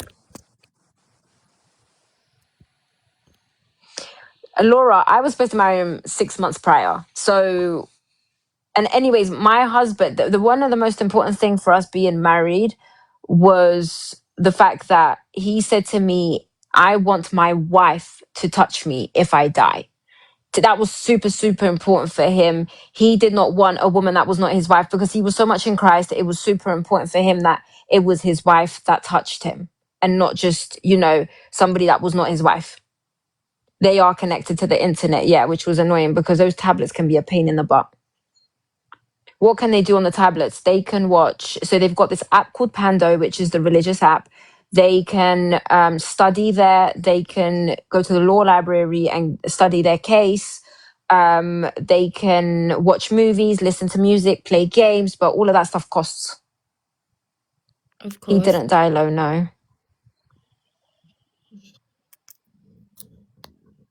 Yes, I was allowed to touch him after. But why James and not cousin went, all evidence pointed to him. Welcome to Texas.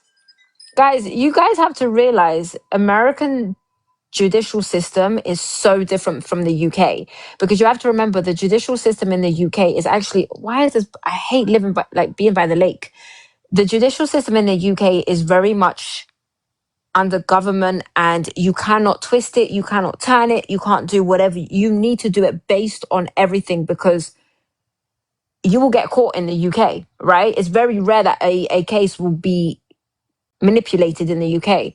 Whereas in the US, you have to remember they can do what the heck they want to do. That, like, there's so many cases. And you know what drives me crazy is that people are fighting to get DNA testings in death row, right? When we already had it.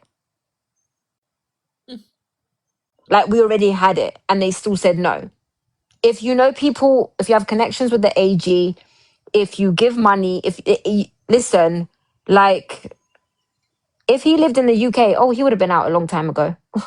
He would have been out a long time ago. He wouldn't have even got what he got, and he'd have done half of his sentence and been out by now. So the victims' families, they don't have lawyers. They have, the prosecution are their lawyers. So the state will defend them. Does the state ask the family as well, like, okay, we're about to give him an execution date. Do you want to go along with this, or do you not? Like, do they? Yeah, they. Oh, okay. Yeah. And that's what makes the fight even stronger. Because if they, when I tell you they were fighting with arm, leg, soul, everything they had in their power to get him executed. Once Ken Paxton heard that, Ken Paxton was like, that's why she said online, she's deleted everything, bless her soul, but I've got screenshots. She literally said that the AG promised us that they were going to kill him. Like, they fully promised them. Yeah, crazy. So the family can stop. I was in contact with them, yeah. So can technically a family of a victim kind of stop it, or have quite a heavy say over it? Yeah. Yeah. Yeah. Damn.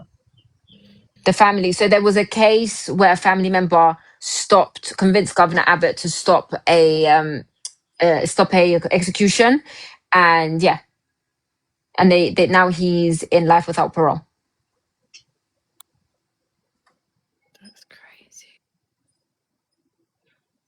Has his dad reached So look, out I've anymore? said this before. They're all handling. Everybody's handling it different, but there's so much behind all the family stuff.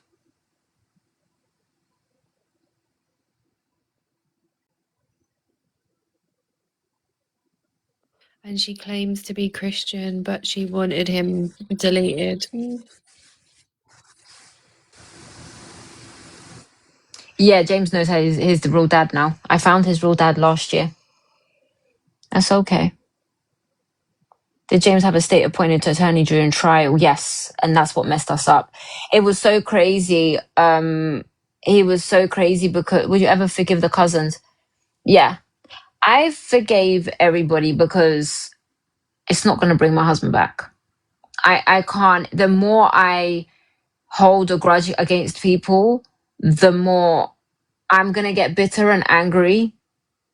But it's still not going to bring my husband back. Like, there's no point. There's literally, I can scream, shout like I have done for the last 4 days. I can, like, I'm at a lake. Like, literally, I'm in a lake house in the middle of nowhere. And bless Robertson's wife, like, she was like, just scream because nobody's gonna like hear you.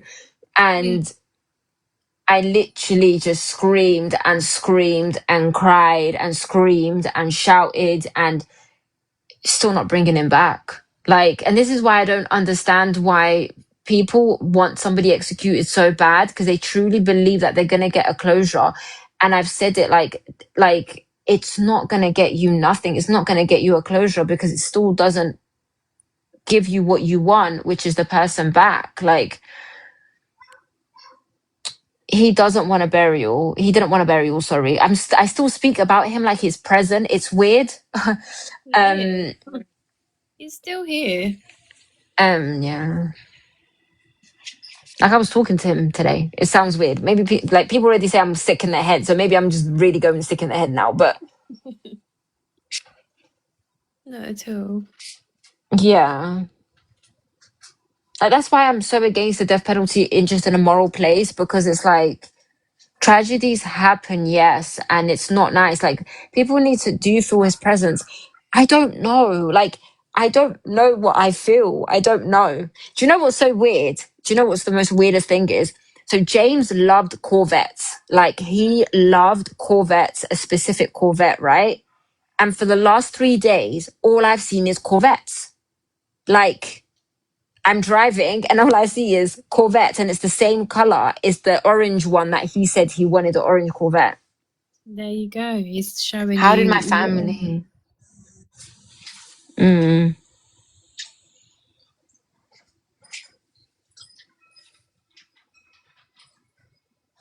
Death. Do you know what baffles me about? Somebody said the death penalty is an effective punishment. What I don't understand, because now I understand that somebody volunteers for that. How is then the volunteer not? You're taking somebody's life, so how are you not a murderer as well? Does that make sense? Like, I'm trying to articulate what I mean properly. Yeah. But if you are taking Yeah, somebody's yeah. life, So I like, huh? so they call it illegal killing, right? So in America there's legal killing and then there's illegal. I don't know if I can say all of this stuff, but there's legal and illegal, like legal schmeddering and legal schmeddering, and they see it as legal because the court appoints it, a court allows it. So if a court says you can end somebody's life, then it's legal and nobody will be held accountable. Well, apparently we have to say So the unaliving. volunteering. Oh, okay. Thank you, guys. So the volunteering situation is that there are CEOs that work in Huntsville. This is what I've been told. There are CEO, and I've been told from credible sources that there are CEOs that work in Huntsville, and they will volunteer to be the person to do it, because it's not easy to tell somebody, oh, you're going to do it. So it's like they will volunteer. But see, it's an act of violence, but they're saying, so there's this big part of the Bible which annoys me so much, because I'm like, the Bible's not like that. Where they say eye for an eye. Now, I'm not even going to go into the biblical part of stuff because it doesn't matter, but it does matter to me, but I'm not going to it. So it's like they have this idea of, if you did it to me, I'm going to do it to you, and we're going to save the society from that one particular person. It's going to deter the death penalty. But at this current moment, they're deliberating to give the death penalty to some guy. This big case. So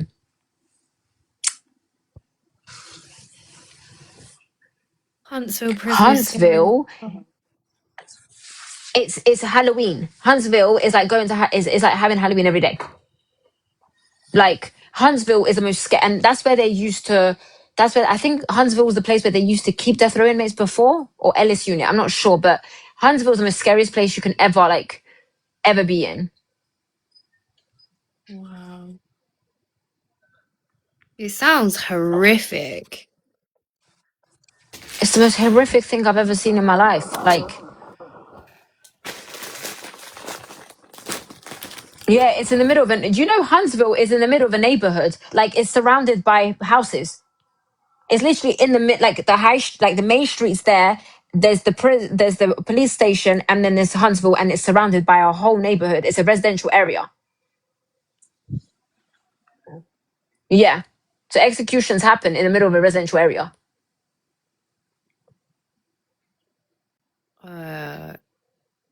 It just gets weirder and weirder. And they call it walls. No, they're all protected. Everything is protected. Like the execution, how it happened inside is protected. Like you guys, you will see on my thing, the execution is protected. Everything is protected. Every person in there is protected to the point that they will come outside and lie and say that the person died silently and peacefully, which is a lie. Hi. I've accepted Mandarin. Manda is Yay. forefront fighting for James. She is ready with arms in comments, reposting videos.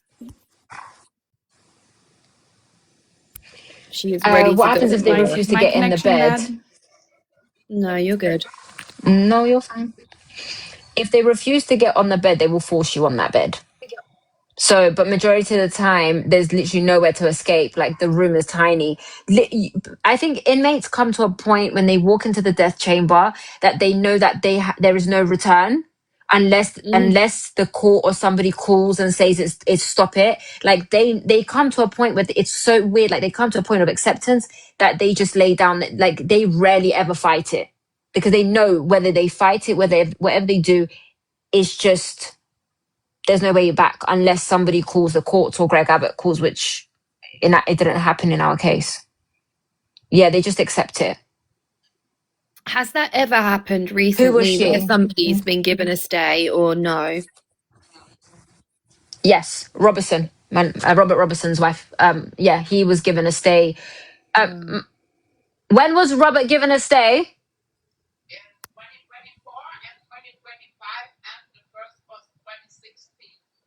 2016 he had a stay, 2024 had a stay, and 2025 was the last one, October.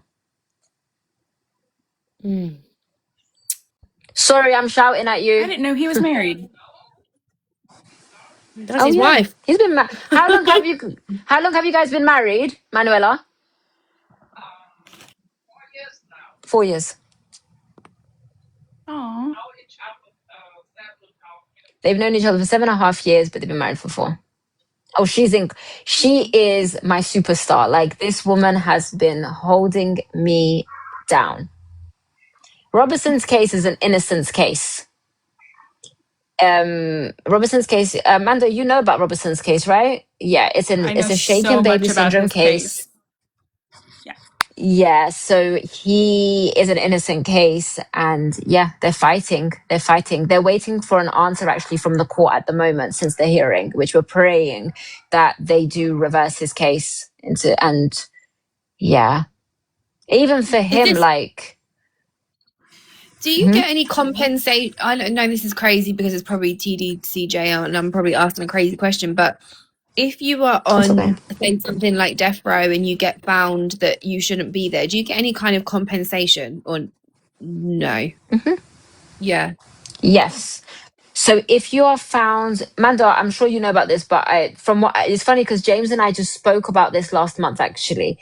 If you are found innocent and that you have spent time, this is all over the United States, and you were exonerated, then you get there's like a certain amount you get for how many years you have stayed in prison. I think it's like 30,000 per year, but it depends on the state. So yeah.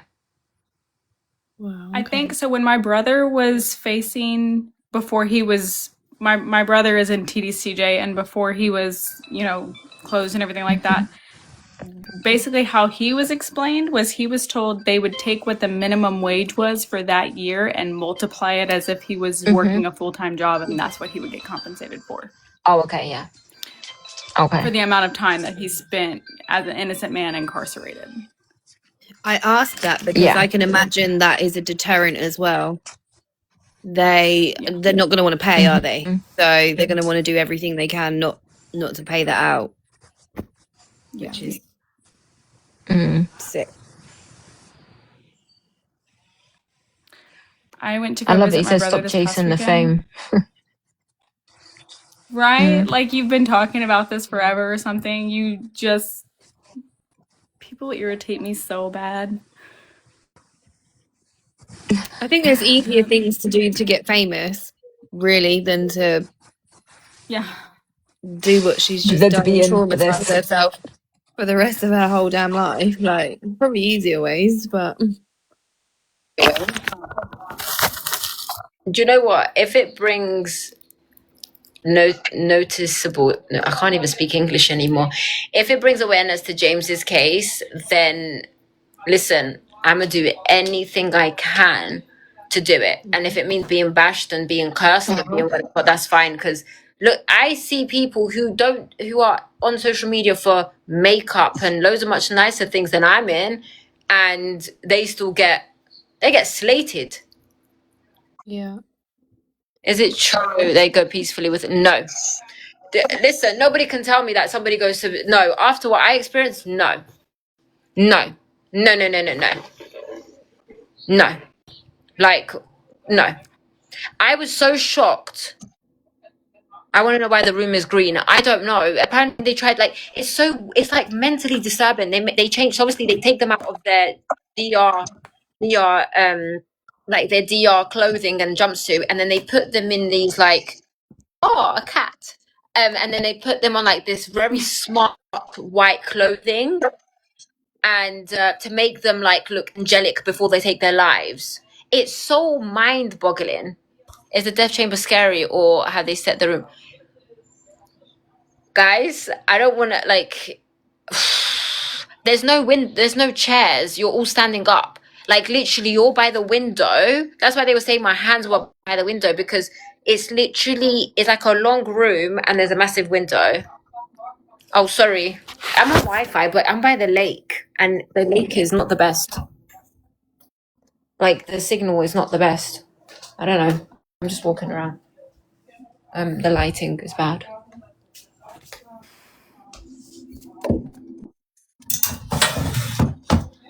Like that's why I was so mad, because when I went to see his body, his nose had blood and there was blood inside, and then I told everybody this part was swollen, like where the vein is, because it was on his right arm, and then this part was swollen, like really swollen, and like had the liquid inside it, and then his ear here, because he's got that guy.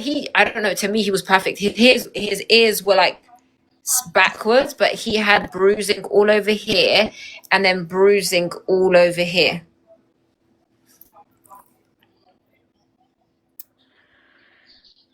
And you know what's so crazy about the death chamber? The amount of people that die in there. There's another execution in 10 days.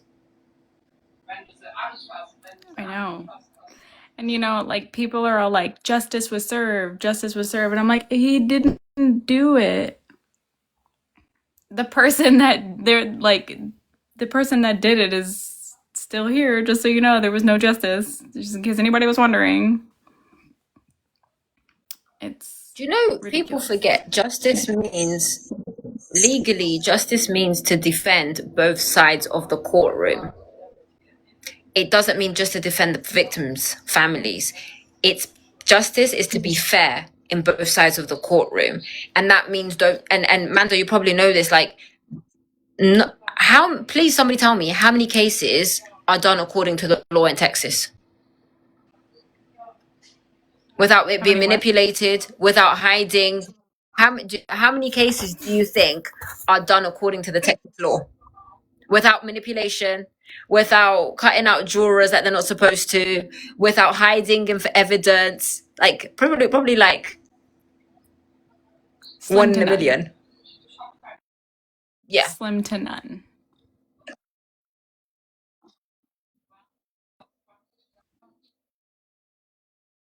Ouch. Stop it.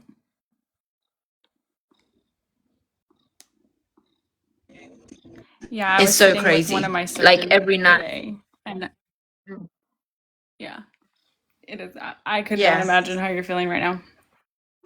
But I was talking with one of my surgeons today, and I'm like, "Hey, what's your opinion on this post-mortem?" And he was like, you get discoloration. Sometimes your pressure changes, so you could get a nosebleed." And I was like, "But do you think that couldn't happen?" And he was like, "Yeah, he was like, yeah, I mean, it couldn't. He said it happens to some people. It didn't happen to everybody. And so I was like, so maybe an autopsy would be okay. And he was like, I don't think it would hurt. And he was like, fine, make sure that's exactly what it was. And I was like, okay, thanks. And I like walked off.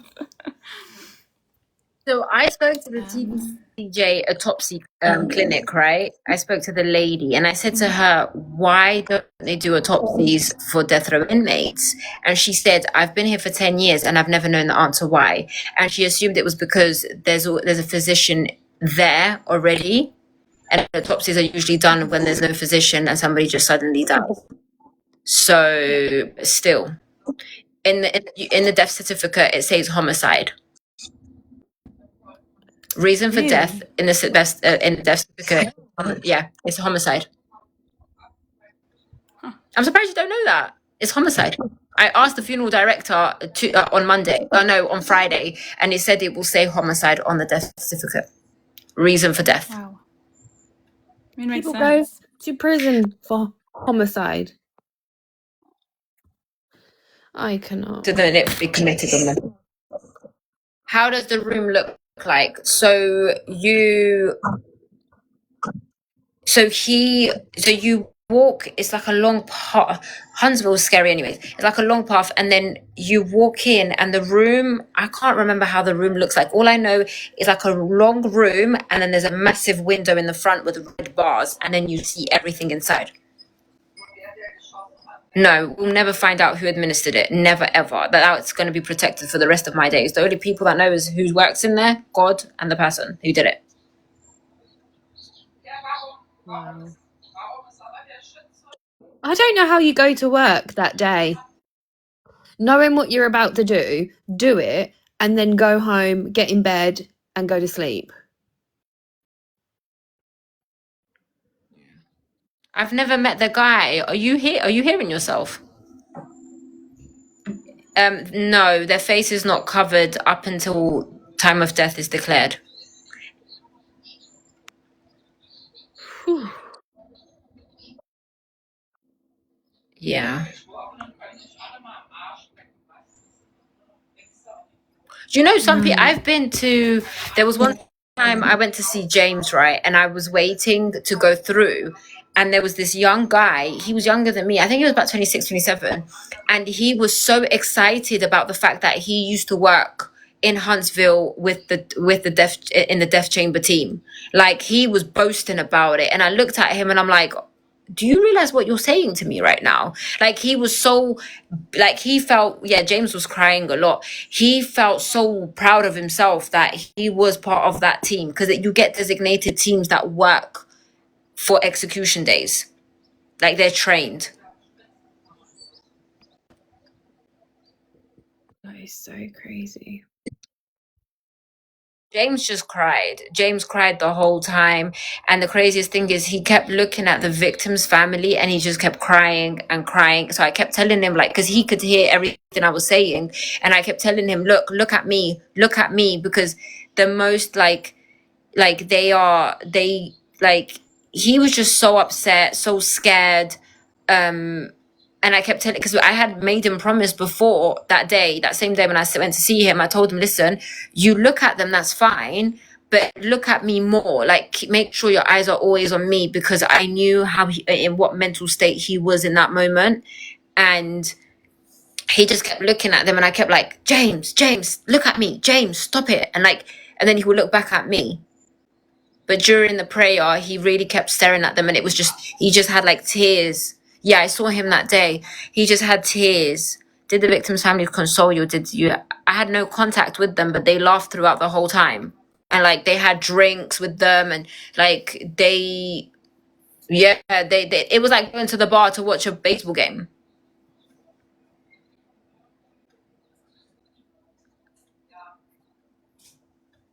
They said a lot. They were just happy about it. Stomach turn. Yeah. Like, they found, do you know what it was? And this is the last time I'm going to speak this is the last time I'm going to speak about it, right? They went above and beyond to lie that James laughed at them in the court, right?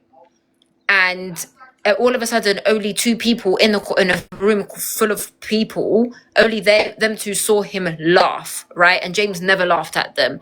So they used that for the longest time, for the last 17 years, and they said that they wanted to have the last laugh. So it's been like there was this idea of I'm going to have the last laugh, and that's what they did.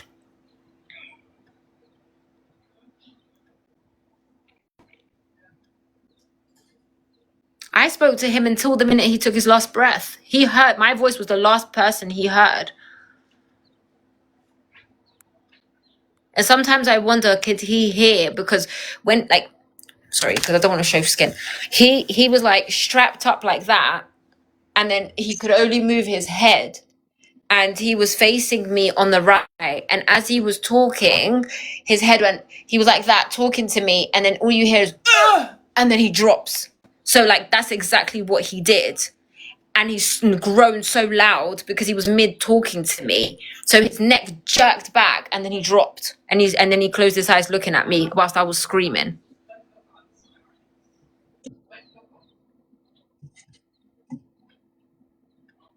Like, I've never heard. It was the most scariest thing. Like, literally, I screamed so loud. Like they were saying that the journalist that was on the victim side, they said that they could hear everything I was saying, the crying, the screaming. Apparently, at one point when I dropped, because when he jerked his head up and he dropped, I screamed so loud, I dropped. They pulled me up, and apparently everybody could even see my bra. Like that's how fast I dropped, and they had 4 people to pick me up, and they bought me a chair emergency. Like, they sat me down, and they're holding, like, the spiritual advisor was like, you had this big man behind you, and I know there was an arm around my waist holding me down. There was people holding me on my shoulders, and there was people holding me like holding me on my back. Like, they strapped me on the chair, because they say, remember I said to you, I said in the other live, they said to me, once you go in that room, it will be locked. The only time we will open it will be when there's a case of an emergency or it's finished. So, and I knew in that moment, I have nowhere to go. And then obviously I sat down. I think I was sat down for about 5 minutes, and they saw me calm down a little bit. And then I was like, please, let me go back to the window, please. Because for me, the only way I could feel the closest to them,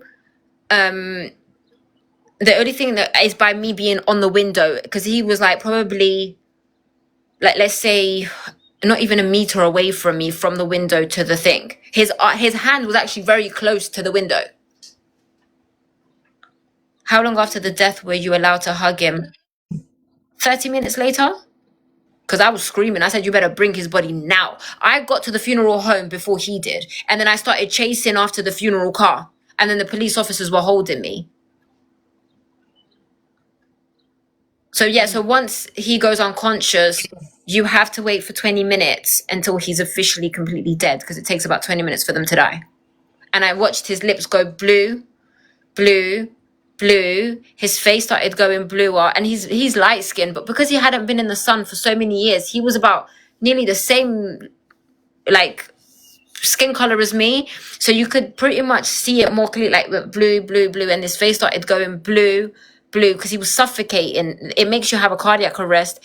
And then you saw his veins start popping, like his veins started coming out. It was painful for him, for him to jerk his head back and groan like that. It definitely was painful. You can't tell me that it wasn't painful.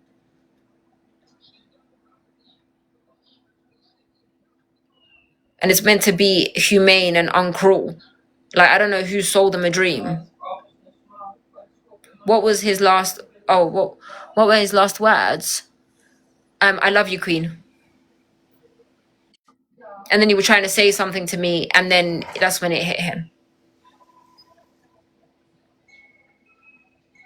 Which makes So me the mad, first because he time didn't before even they say changed, like I'm ready, right? Aren't they supposed to say like I'm ready, Warden? Or they're right?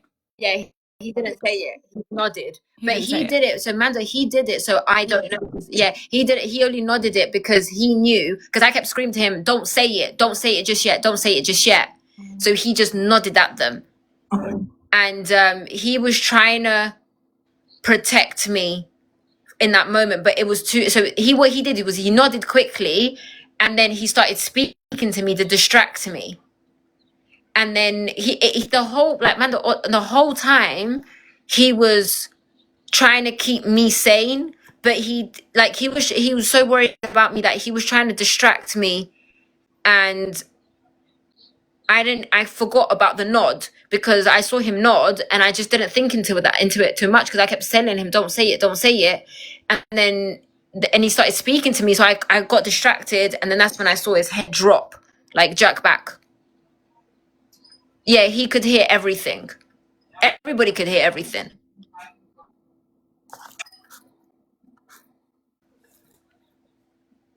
Yeah, so the injection used to be 3, like they used to do the first one, the second one, and then the third one. But that was deemed a cruel and unusual punishment, and now they've mixed the 3 in 1. There's actually, Amanda, you know about the museum where it's got all the death row stuff, the death penalty stuff. They've got the old Sparky. They've got the original electrical chair that they used to use. I've got pictures of it. Yeah. I've How never long was the seen whole it. I've never process? been there. So it's interesting. I've got pictures and stuff. I went to see it. It's only like $3 to get in.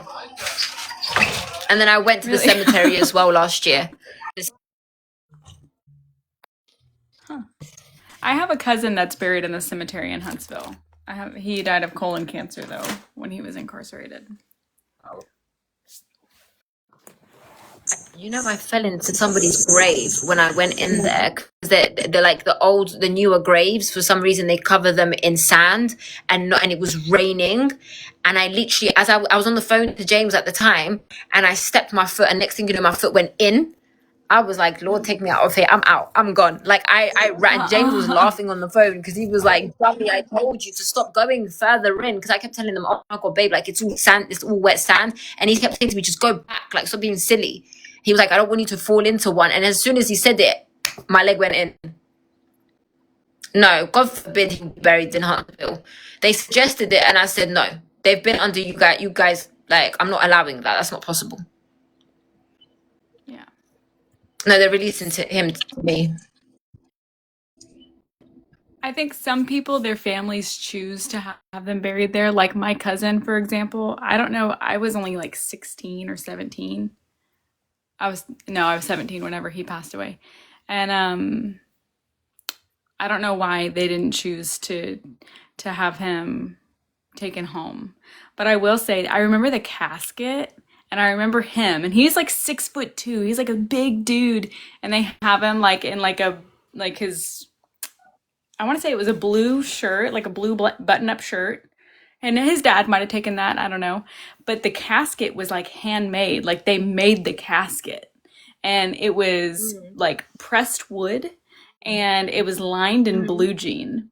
And I remember when they picked him up in like the funeral home where they had him, I watched the bottom of it just like concave just a little bit. And I was like, Mark's about to fall out of that. Like he's about to come with us.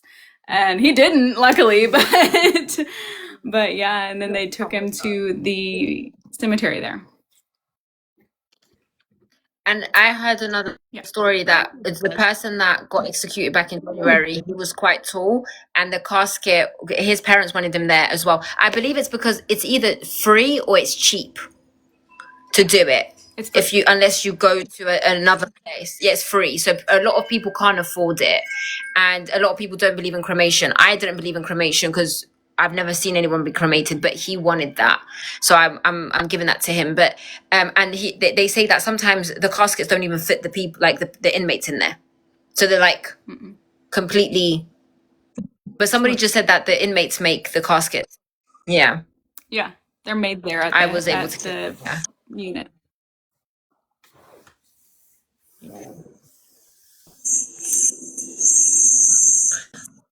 I wasn't able to see him today because they only released his body today. They're actually going to pick him up tomorrow morning. I'm not having a viewing for him. He said he doesn't want nobody to remember him after he died. I'm keeping his ashes. All of it. Yes, I am. Yeah, I'm bringing it with me.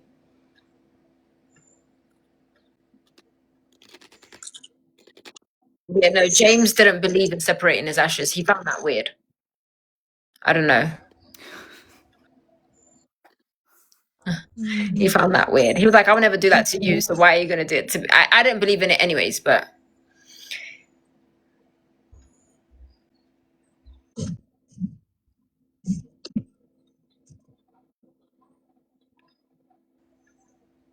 So wrong. We've got so many questions. I know. I know. His mum's okay. She wasn't in anything. She wasn't involved in anything.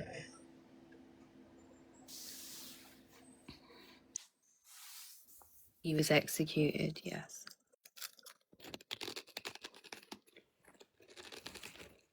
I didn't know that they don't I hate that I word. knew like that the news was there, but I didn't know that they didn't have cameras there during it.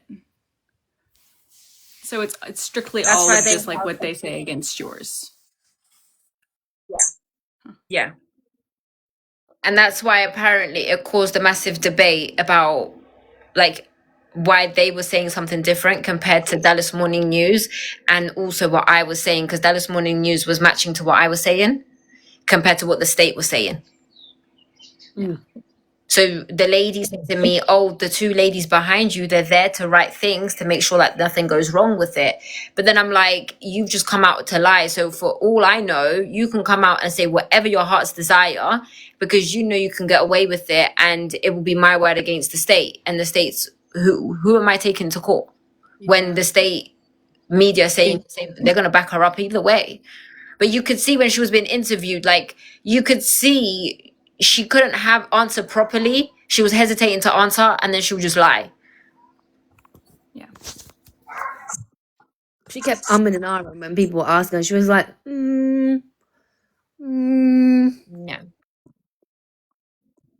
And I'm like, babe, you've written it down, because I kept hearing going, like I kept hearing it at the back of my ear. Even that I think is weird. When did Like, he start denying? why would you want to be there for that? That's so weird to me. Sorry, there was something that Angie. What did Angie Annette ask? Has his cousin spoken about James? No, not that we know of. Not that we know of. By the way, just to let people know, James has been saying he didn't do it from the minute he sobered up. That's what people don't realize, but it just never was taken serious. So when the judge said he never recanted it, James has been saying it ever since he sobered up from the PCP, and literally he's been saying it, but nobody took it into account. Yeah, if his cousin had spoken sooner, we wouldn't. My husband would still be alive. It's so scary.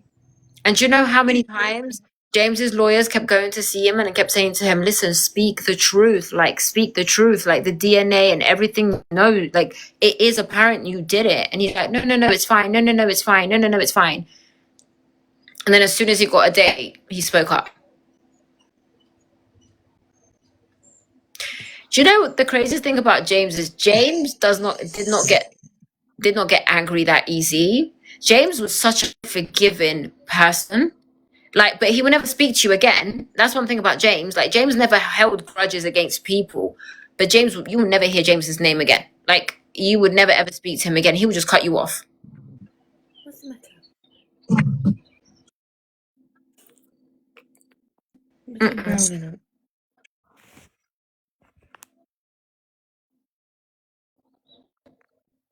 As soon as the date was announced, he spoke. Damaris's confession naturally came across as a lie.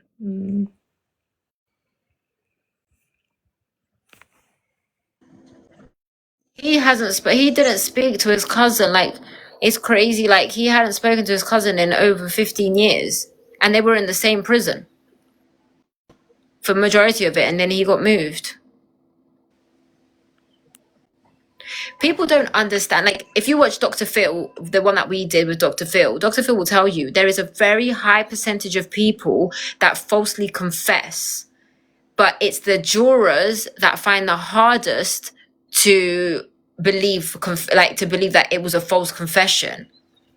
Like, even the juror that was helping us, like, she gave James the death penalty, and then years later she come to find out the real facts of the case, and then she's been going all over the news telling them, like, listen, we made a mistake.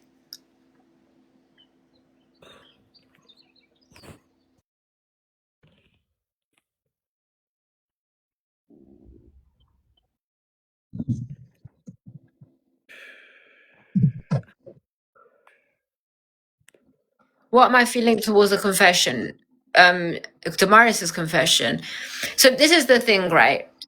If you look at the fact, I think I put up a picture on my story. That was pretty much a little, like, that was the legal case, right? That was just some of it. I've got 3 big bags of the legal case of the last 17 years, and I've gone through it the last 2 years. I've been back and forth, back and forth, back and forth in that legal case. And I remember when I first met James, right?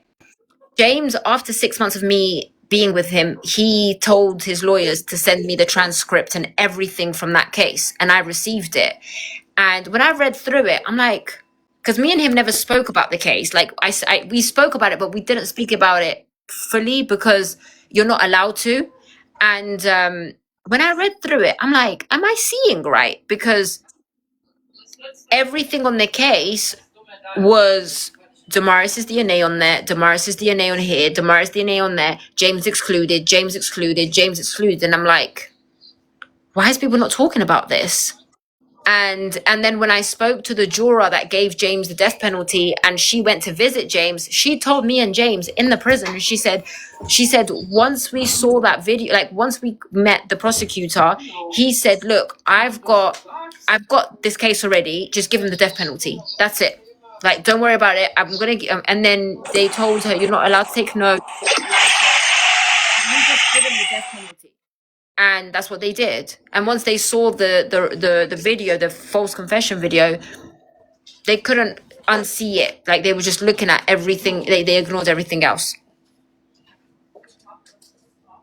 Thank you for all the gifts. And she messaged me, bless. You know, I don't understand this gift thing. Sorry. The website the family made with a countdown, I was like, wow. They had a countdown? The picture of him on a chair is AI or photoshopped. It's not real. There was no cameras in there. Yeah. It wasn't on a chair. It was a gurney. There was a countdown. Yeah, what the family These did a people thought countdown? What does that even mean? Yeah, I know they created a website on the day of execution, but I was told don't go on there. Have I forgiven the cousin? Yes. Jesus Christ tells me to forgive. I'm a forgiving person. Like, I won't, like, this is what I'm saying. Me and James are so similar. We forgive, but we don't ever speak to you again. Like, we don't deal with you. They had a I have countdown written to the cousin. Fucking hell. No, I didn't see it. I was told don't look at it. A countdown. Jesus, please.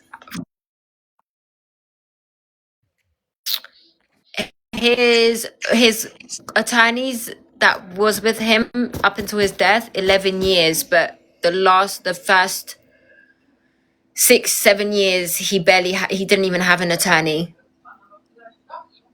No, oh, trust me, when I tell you we were so blessed with our attorney, like our legal firm, he had one of the best legal firms in the whole of the US. Like, he had the best legal team. But you're going against Goliath. Like, Manda, please tell them, like, you are going against the machine.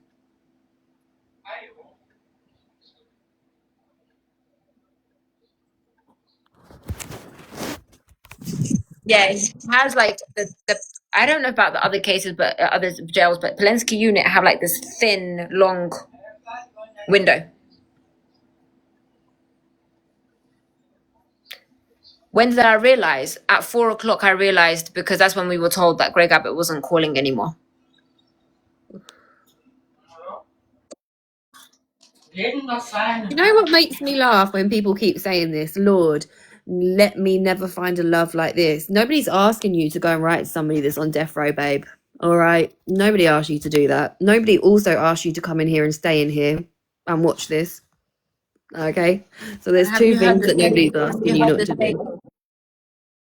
Have you heard the saying, never say never? Because, boy, you don't know how God can flip it. I used to say I will never be with somebody in a murder case. Me, studying law, whoever, like, why would I ever do? Boy, there you go. And that was the best thing I've ever had to my life, that man. And he never committed, like, he never did it. But Dallas chick, baby girl. Baby girl, from the minute you call yourself a Dallas chick, I know about Dallas and I know about Houston. We know you guys love to pen pal. So as much as people try to say European girls love to pen pal, girl, trust me, I know a lot of girls from Dallas, and I'm sure they probably know you, and I won't be surprised if you've spoken to a guy in prison. Please. Dallas, I may be British, but I've spent a lot of time in Dallas and I've spent a lot of time in Houston. And I know a lot of people in Dallas. So you can't fool me. You can fool maybe other people, but you can't fool me.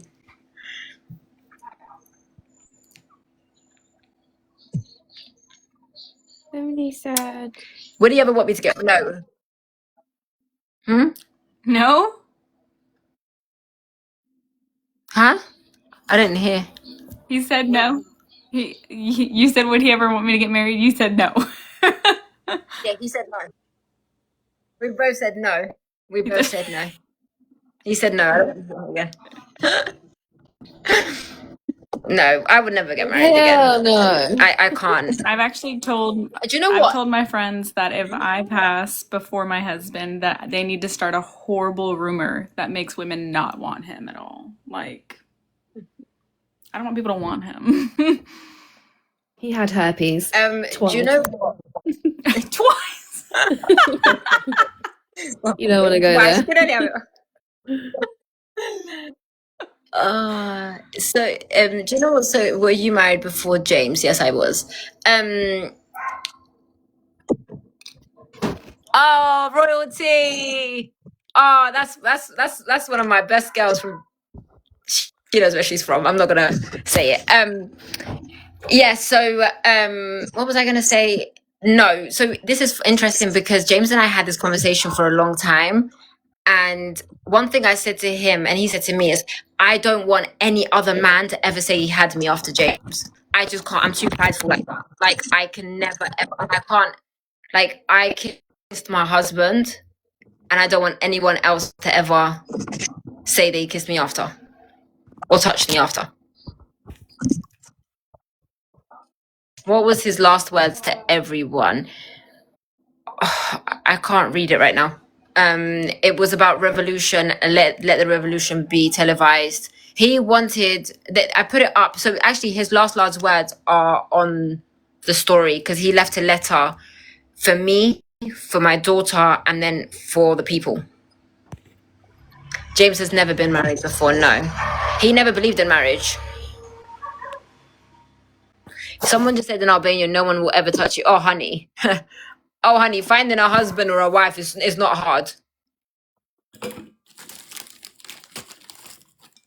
I don't know if it's different for other states, but with Securus, you get 30-minute calls each time, and then you just call back up until they shut off the phones.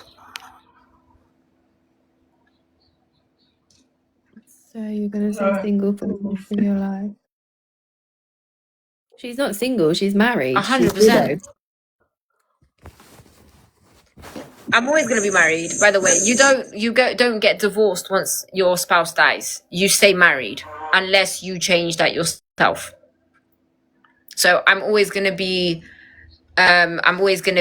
legally married. Did he ever meet your children? I only have one, and no, he didn't meet her. He never wanted her to meet him in that state. in We're prison. also He not never wanted to talking. make that normal for Maya. Do you think? No, can we cut out the questions about children as well, please? I know I'm a widow. That's what life is, but I'm always still going to be married to him. Legally, I'm still married to him, but yeah, I have James on there. I am not going to answer any more questions about my daughter. I'm so sorry. Will I get more tattoos? Yes.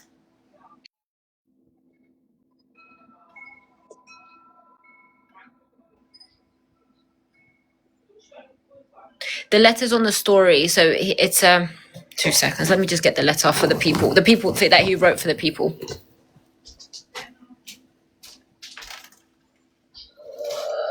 I left it now.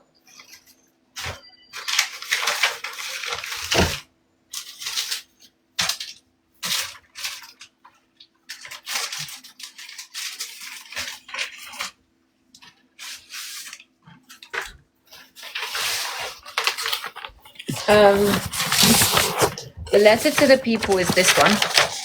So this is for him, for the people. He said, "You can't justify spitting in the face of truth, and willful ignorance can never excuse the hazard of state-sponsored murder.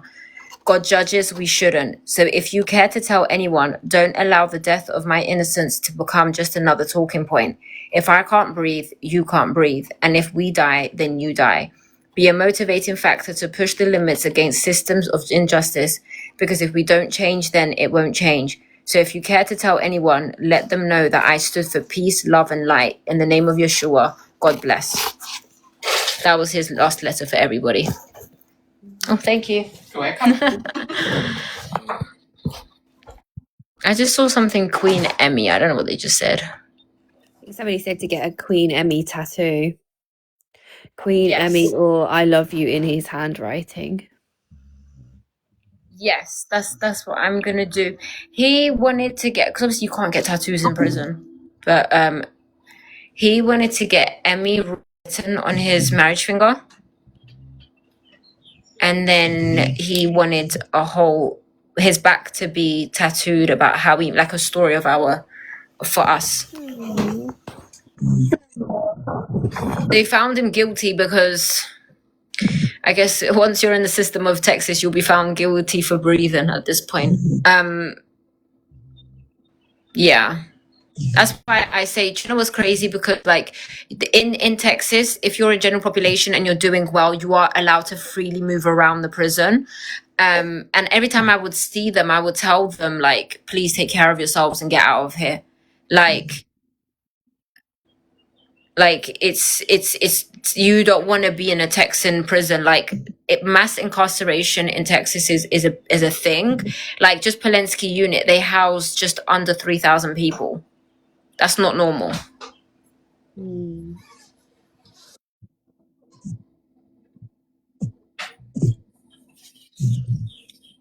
And those prisons are scary.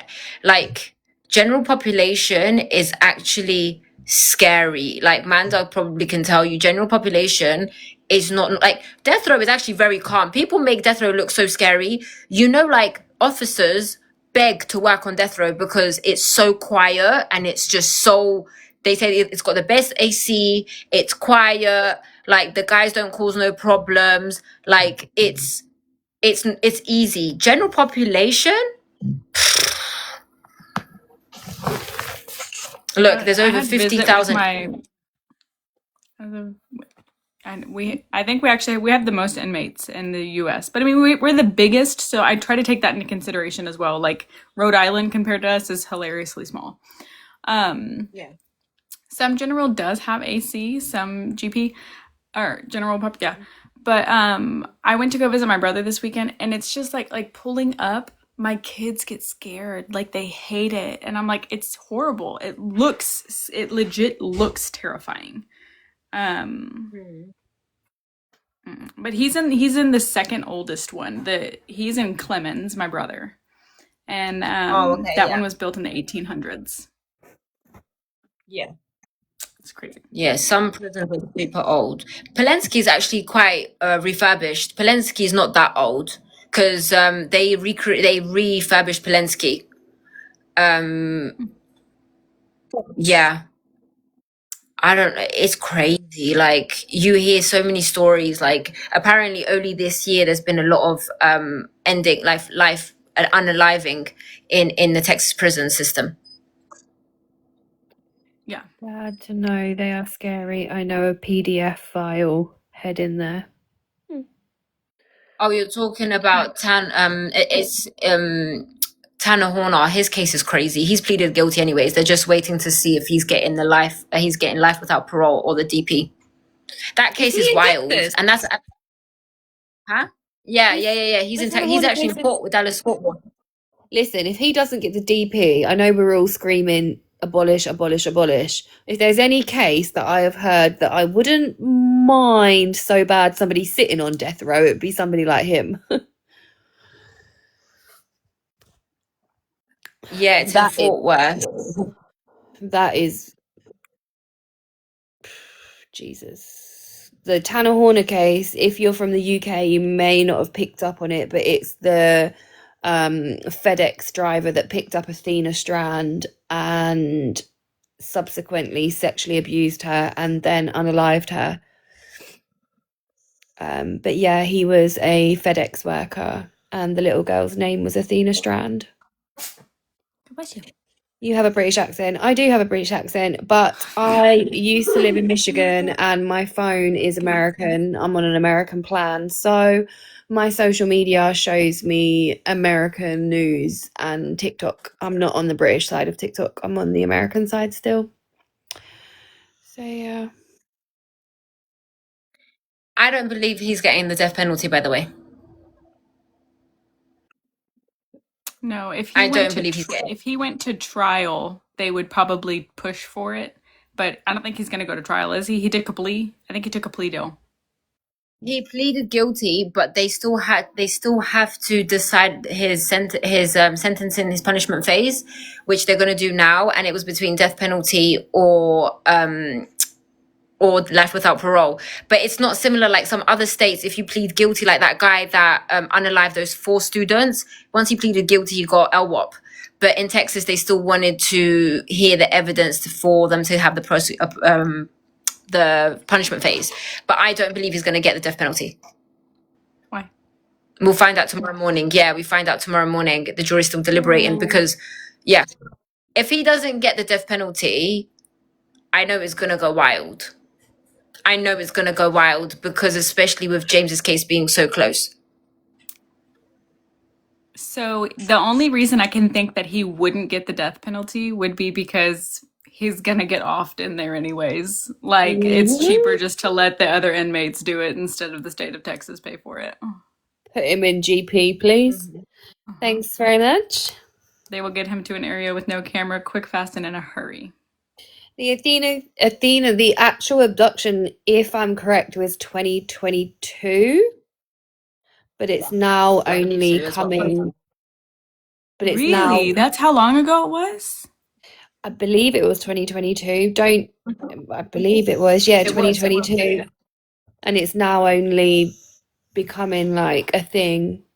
Well, if I heard of it back then, it makes sense because I could have swore like Marcellus Williams, the inmate from Missouri or Mississippi that was executed, that was innocent. I was like, yeah, that just happened like probably almost a year ago. And my husband was like, that was like 2 years ago. And I'm like, damn, okay, time's flying. Okay. Damn. They had to build a solid case. He was the first one that got the gas chamber. Well, since it would bring him back. Marcellus. Chamber. Thank you for the gifts, girlies. I appreciate them when they're coming in. Gas chamber, fucking hell.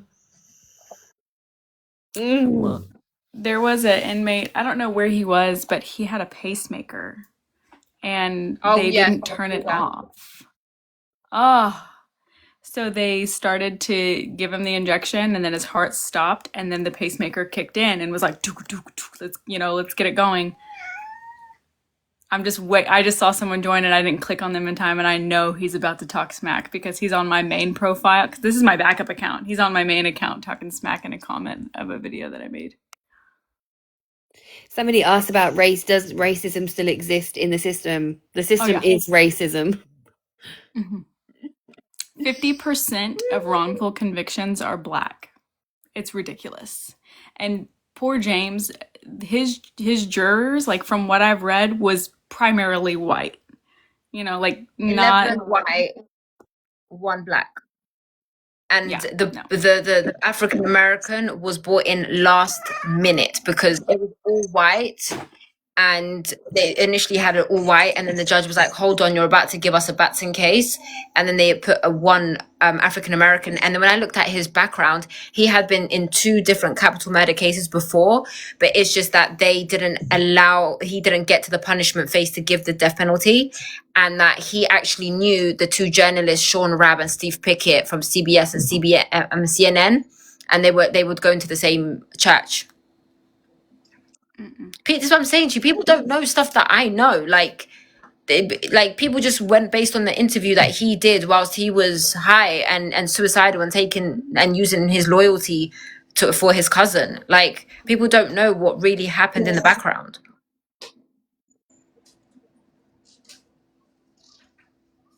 Are you going to write a book? Somebody asked. I don't know. Guys, I love you guys for giving me so many ideas, but I genuinely don't know where my head, like, I don't even know what's going to happen. 72 hours, hasn't it? If that. Yeah, like, Jesus.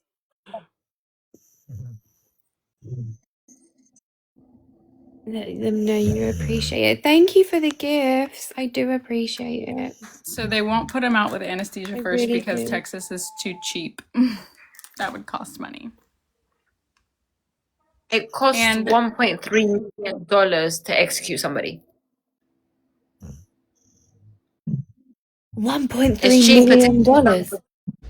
It's cheaper to keep somebody in general population than to execute somebody, by the way. Fuck. 1.3 million per execution. And people don't know that the lethal injection is compound pharmaceutical, which means that they compound it and then they push, so they're able to push the expiry date because it's so hard to get the lethal injection. Hence why they started the firing squad and the gas chamber, because it's so expensive and so hard to get it that they had to find other methods of execution. And then obviously because it's compound, it means you can push the expiry date as much as you can. They first started with only 5 injections in Texas. They managed to get more because they've got 6 executions this year in Texas. And they used to get it from Europe, and then the EU stopped it because they said that the EU is completely against it. So they stopped it. And since EU stopped providing for it, they get it from a private compound pharmacy that obviously they get the injection from. But to get the injection is super hard, and obviously to do it, it's 1.3 million. So can you imagine 1.3 million times 3 now, because they've just executed 3 people. But bearing in mind, there are Texans who happily pay taxes for this. Like, this tax money. And do you know that back in 1970, they actually stopped the execution. They stopped the death penalty in Texas. Believe it or not, at one point in Texas, it was stopped. And it took 1 case to bring it back.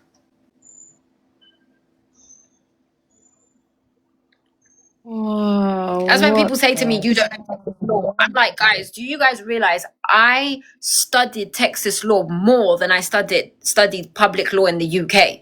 Like, we in the UK, yes, we have our everywhere has its little corruption, but it's like there's like we're good. We are good.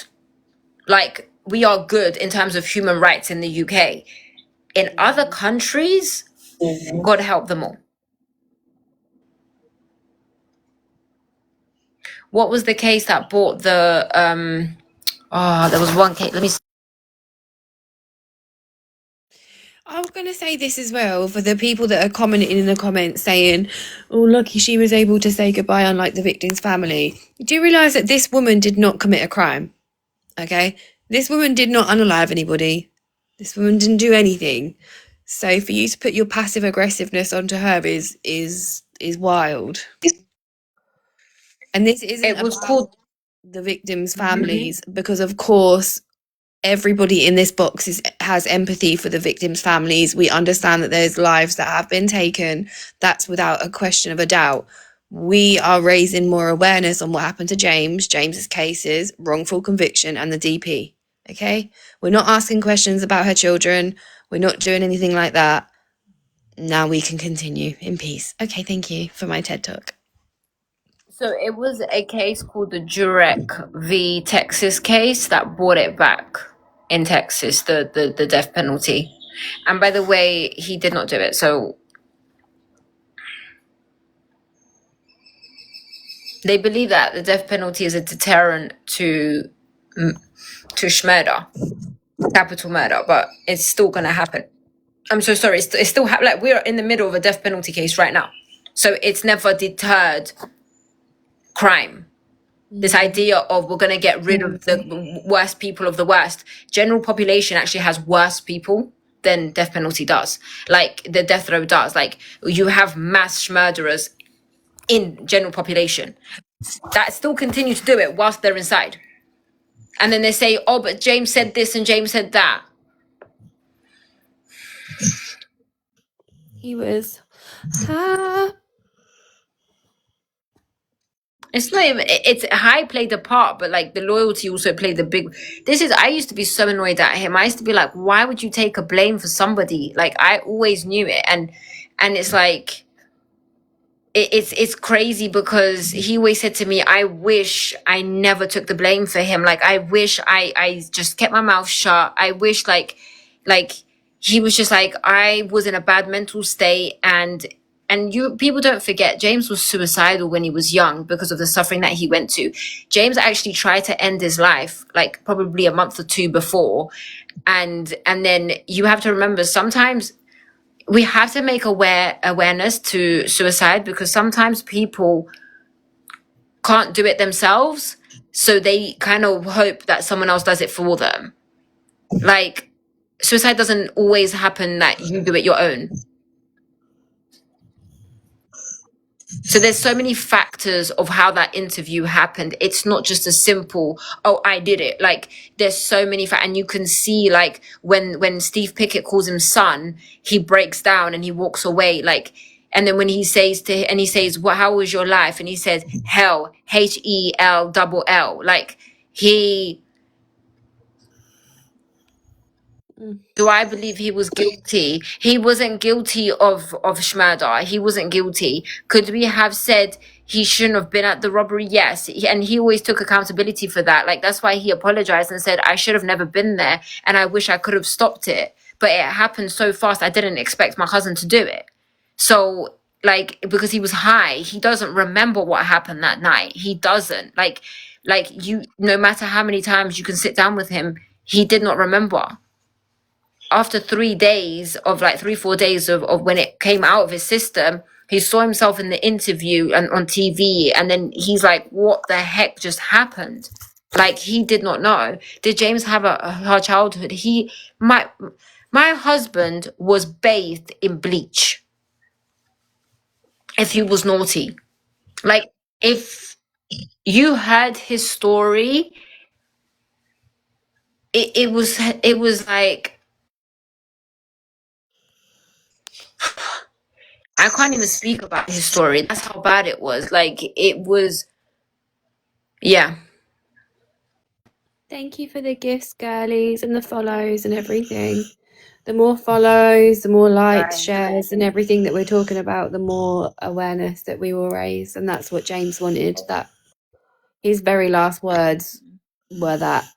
So, like, people don't realize how bad his life was. Like, he suffered from the day he was born. Like, he was born with an umbilical cord around his neck that passed, like, nearly died. At one point, his mum ended up in a bad accident. He went flying as a 2-year-old, flying out of the window, and he nearly died. In prison in 2023, he had a spontaneous lung collapse. He lay down and his lung collapsed.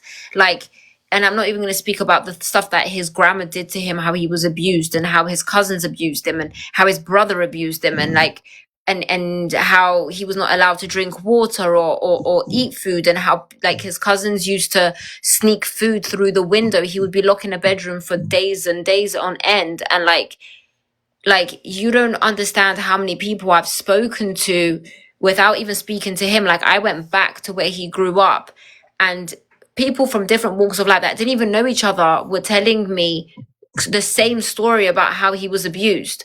Like even the storekeeper told me. Like it was just sad. I did get to meet him physically. I spent so much time with James. Like it was just a lot. Like I spent so much time with James. It wasn't just phone calls and letters. We barely, like, he would send me a message throughout the day just to make sure that, you know, I received something from him to like, but yeah.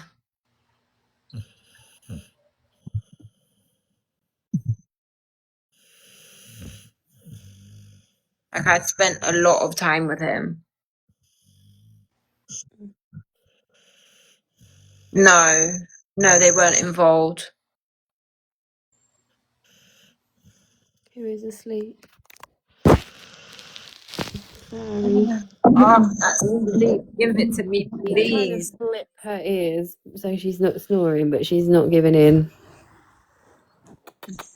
She's away with the fairies.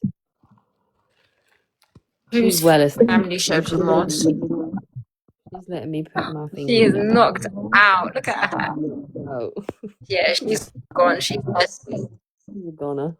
I wish I could think like that. Oh my god. Do you know how much that would annoy me if you did that? Oh my god, that's not. I would be like. Oh my gosh, she's so scary. Why would you have that dog? Oh yeah, it's terrifying.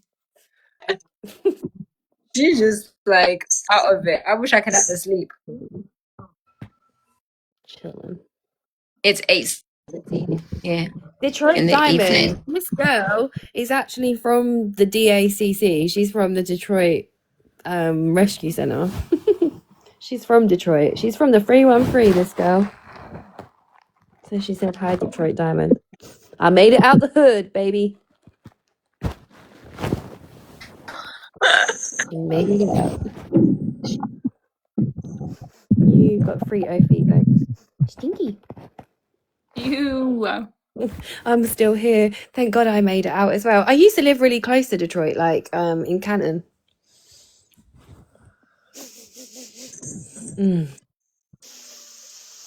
Guys, my parents knew about it. Of course they weren't happy with it, but like I'm a big woman, you know. Like the Botox is working well, but I'm actually a big woman. Like what can my parents say? They can't strap and handcuff me and be like, you can't do it. Like I pay my own bills. Like at the end of the day, I wasn't doing anything illegal. Like I wasn't sinning. I was just happened to be with somebody on death row. Like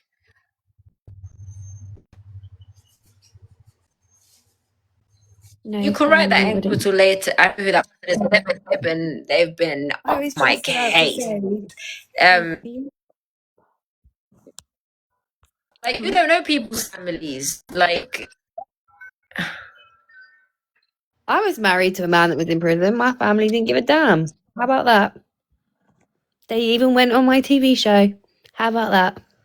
My parents don't give a damn either. My parents raised me not to be judgmental because you could want that grace sometime in your life. They actually really enjoy it because it's a really good punchline when they make fun of me for stuff. So. And they didn't have to pay for a big wedding for me either. So they're winning. Winning. do you know what? I was blessed with good officiant who did our wedding, but like some officiants pay thousands. Like they charge thousands for like half an hour to say I do. Like, oh my god! Like some officiants will quote you thousands of dollars just to come and say, "Would you take this person and do your vows and say I do and then go?" But I was blessed. I had a very good officiant, and she didn't charge me. She didn't charge me more than 200. And actually, she's doing a deal. She's doing a deal right now for like $100 to officiate people's weddings. But she's fantastic. Did you pay for his attorneys? Pro bono. We were so blessed. There are so Pro many bono. people that were behind him. So many big people, like famous people, were behind James trying to advocate for him. So trust me, I'm sure that there are people that stepped up where steps needed to be stepped up.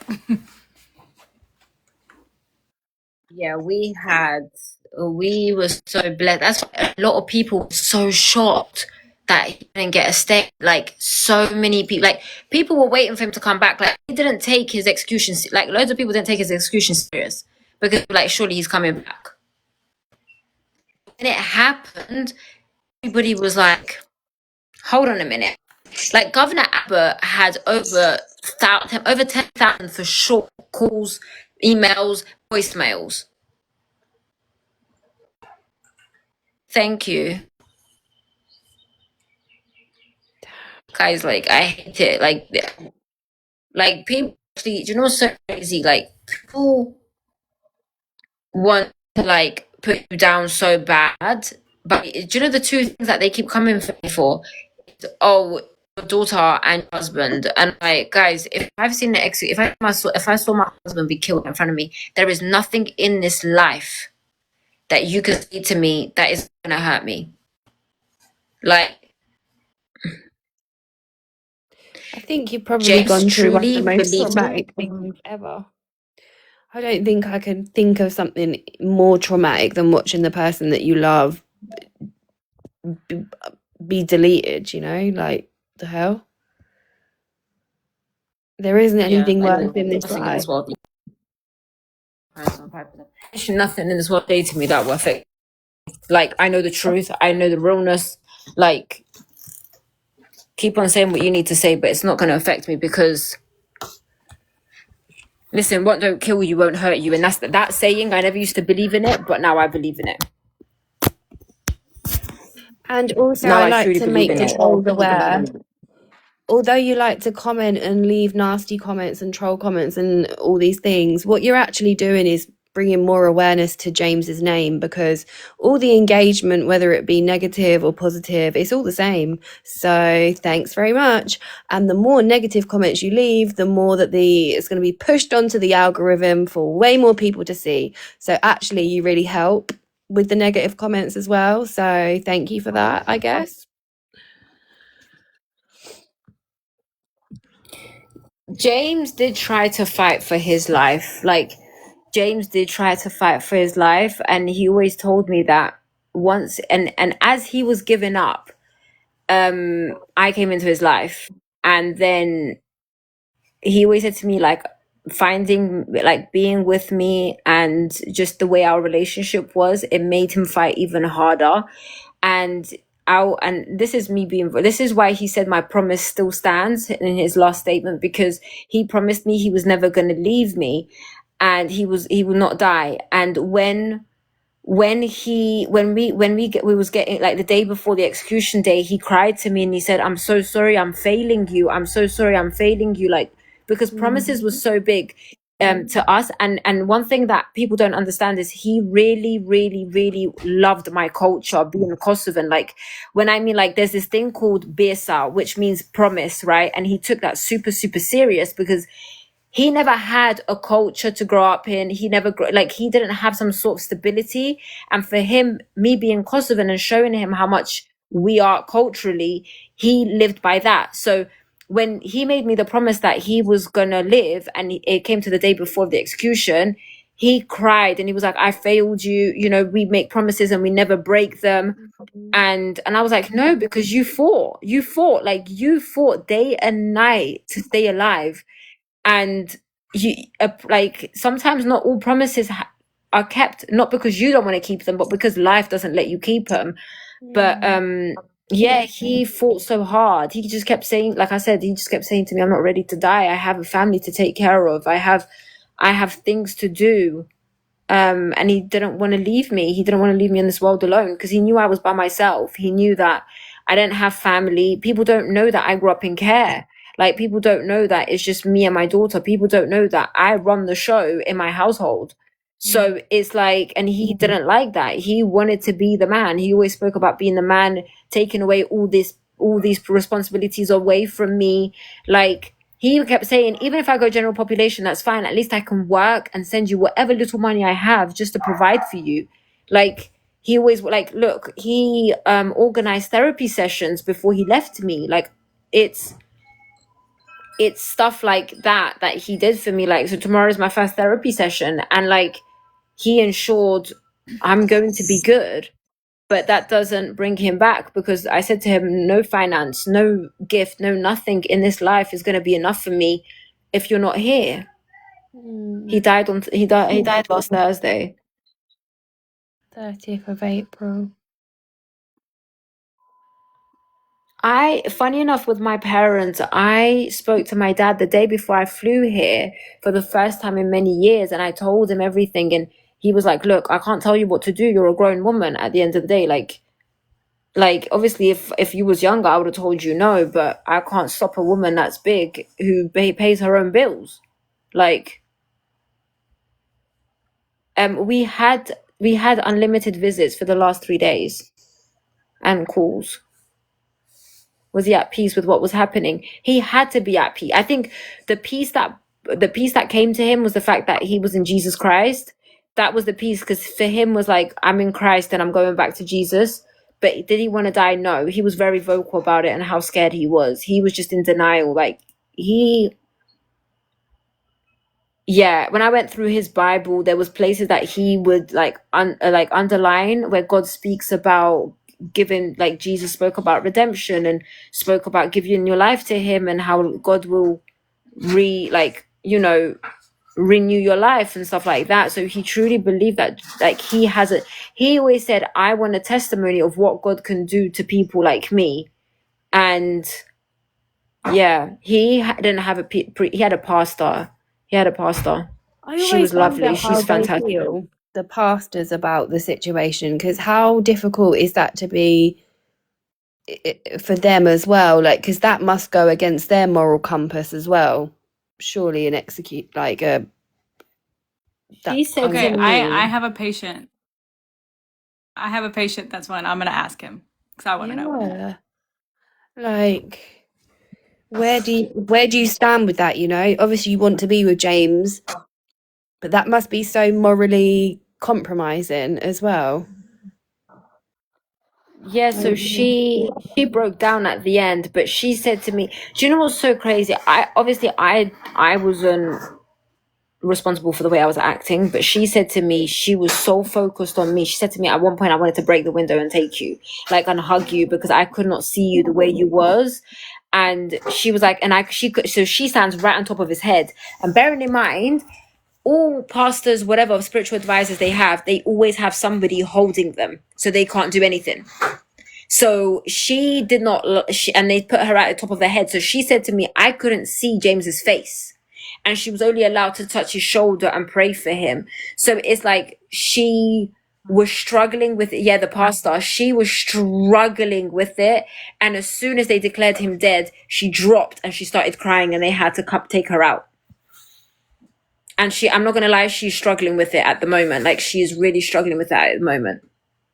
Do you know what image I will never get out of my head is I was constantly refreshing what had happened. And I think I saw when you first came out and you had these COs holding you up, and the look on your face was literally like nothing that I've ever seen before. And my heart, I had to ring my friend Jess. We were sobbing. I just was like, you can see the trauma on your face. You can just, you're so disassociated from, I think, everything that was going on around you. Your face is just completely, it's just the most harrowing thing that I think I've ever seen, actually.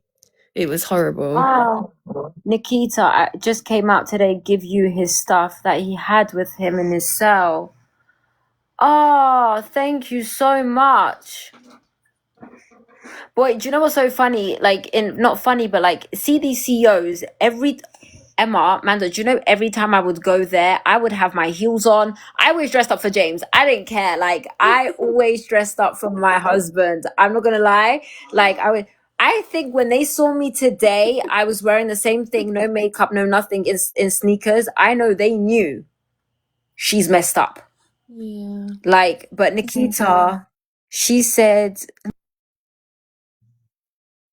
Oh, you paused yourself. oh, just came out today, give you his stuff that he had with him in his cell. Thank you so much. I meant to say, did they give you his stuff and he had them? Oh, yeah. Sorry. I thought you said it. Yeah, they gave me everything. There was Oh, I like was trying to 5, piece 6 together what bags. you were talking about. I was like, wait, is she the CO that did it? I'm so confused right now. Okay, now it makes sense. That's what I thought. But then I clicked the picture and I was like, no, that's not you. Because I remember the people.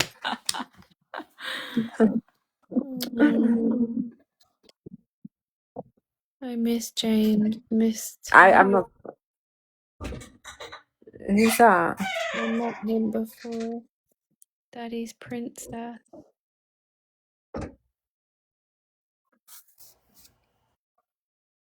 Who's that? Where did you meet James?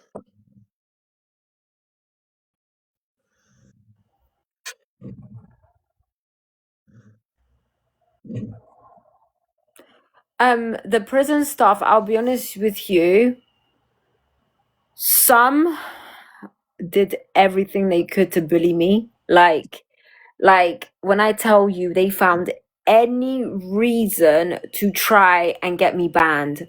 Like, sorry, baby, I don't know who you are. Like, Daddy's princess, you need to tell me your name. I'm so sorry, I don't know who you are. I'm sure I know you, but I'm so sorry.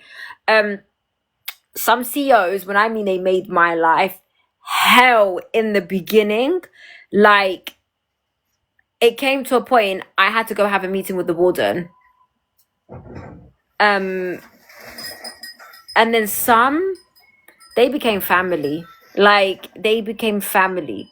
Like, I would go back to London and come back. They'd be like, oh my God, you're back. Welcome back. And we would joke around and like, I used to get excited to see them as I was going to see James. Like, you know, sometimes you're just like, oh, can I get you some donuts or something? Because just that's how nice they were. But they were like, no, we're not allowed. Hola, buenas noches. Buenos dias. Hi, Hugo. Hugo was one of the James's biggest supporters. Ah, buenos dias, Hugo. Did you speak Spanish, Emma? Following. Not very well. Oh, let me get up. I need to go into the garden because this has all stressed me out, actually. Thinking about your little face when you came out of there, I can't cope. So we go into the garden. I agree. I made a video on my main account, and someone when they saw your face, they were like, chills. Like, I got goosebumps seeing her. Yeah, walk the out. face. I cannot do it. Right, let me put my little gingerbread thing on so we don't get a ban. But I think I did fight James's case in the way I could. I did fight James's case in the way I could, but will I fight for other cases? I don't know. I don't know if I'll ever get involved in other cases right now because I feel I'm in that place where I'm like, I couldn't get my husband out of there alive. And I don't know, like, obviously I want everybody to come out of there alive, but if it just doesn't feel normal for me to fight for somebody else if I couldn't fight for my own husband the way I wanted to. I don't know. Maybe I'll go back, and I don't think I could ever go back into Polensky unit. When I went there today, it was like flashbacks of my time with him. Maybe you might. It was just hard. I broke down. In time, maybe you might, like, when time passes, maybe you might find comfort in like being involved in somebody else's case and then actually getting a good outcome. Do you know what I mean? So does that make sense? Like, although you're not fighting for James, you're fighting for the same thing that we were fighting for James for. Does that make sense? Or am I just talking shit out of my mouth here? Daddy's princess, I don't know what relationship. He was with my aunt and I met him. He's had relationships before me. I don't know which one you're talking about. I know all his relationships, but I don't know which one you're talking. If you give me the girl's name, I will know straight away. But was this before prison or was this after? Amen.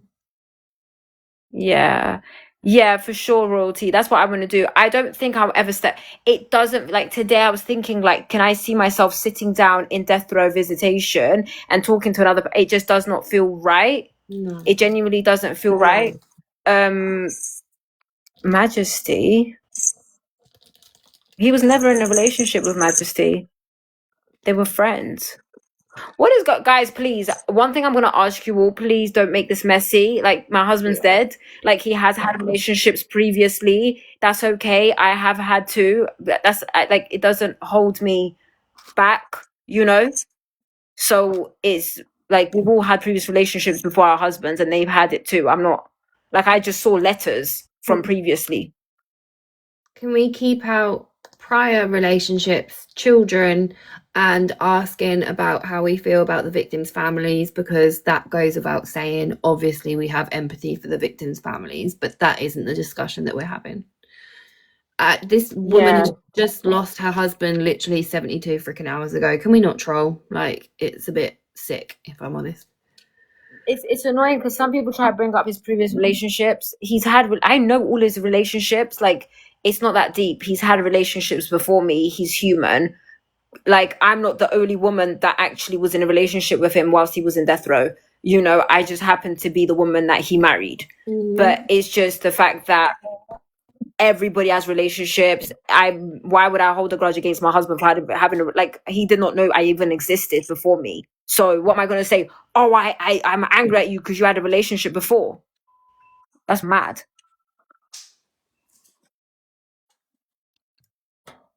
And he's not here to talk about it either. So, and it just shows that he must have been a decent human being to have previous relationships as well, and to have connections and friends and family that stuck by him as well. Clearly he wasn't this monster that everybody's trying to paint him out that he was. Emma, if you know how many people have spoken to this man, like, I don't want to speak about my husband's previous relationship and situationships, right? But like, people, like, that's why I say a lot of girls that are talking shit about him on there, don't act like I ain't seen your name on his lists. Like, don't act like he ain't told me before about your names. But I'm gonna leave it there. Like, James was not a bad looking guy, and I can tell you, like, I've seen letters of girls writing, like, they were there. They were in this thing where girls were like, oh, here's my information, my address, call me or let me come and see you.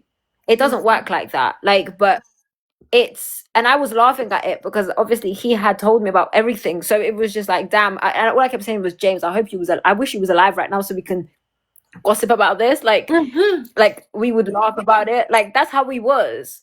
He knew all my previous relationships. He knew everything. Like, he knew the stuff that he knew is wild. Too much. I think people have to realize as well, just because you're in a relationship with someone that's incarcerated, it doesn't mean that you don't still have the same types of conversations that you would in a relationship on the outside. So of course you're going to talk about previous partners, previous relationships, and all those kind of things. So I'm sure T is very aware of his history, as of he is hers. Like, we had this agreement of transparency because, you know, nowadays people love to gossip and try and ruin your relationship, right? So we told each other things that we wouldn't in general. And so when people try to come to us and be like, oh, James this or Tiana this, like, we both was like, we already know. Like, we already know this. We know if she's laid down in bed with you, and we know if he's laid down in bed with you before you went to prison. And what you said after, like, he told me conversations he had with people, and I told him the same. So when people try to come to him and say, oh, Tiana, this, he's like, I know. And when they try to come to me, there's never been a person during our relationship, but before us, who cares? Like,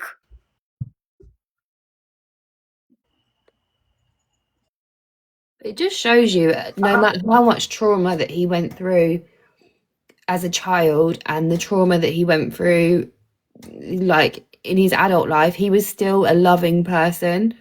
Like, he was still able to love and receive love. I think that says a lot about a person that's gone through a lot of trauma as well. So if anything, Yeah. Was he worried about you'd be unloyal to him? Good question. Obviously you have your moments, right? But the thing is, when I tell you transparency was such a big thing in our relationship, that it became to a point that both of us wouldn't even worry. Because, like, for example, if you received any letters from any female or anything, first thing, as soon as he would call, he'd be like, babe, so and so messaged me, let me read it to you. And then with me, I always kept it real with him. Like, if a guy approached me, I would tell him, hey babe, somebody somebody spoke to me, somebody asked me out, whatever. Like, it became so transparent that honestly, we like, it came to a point that we wouldn't even worry. Because there was a point that where he would get messages from girls and he'd be like, do you want me to read them to you? And I'd be like, oh, just, if you want to, like, I can't be bothered to care. So yeah, we came to a point in the beginning, it was a bit hard, but transparency saved our relationship and made our relationship super strong, that we just stopped worrying.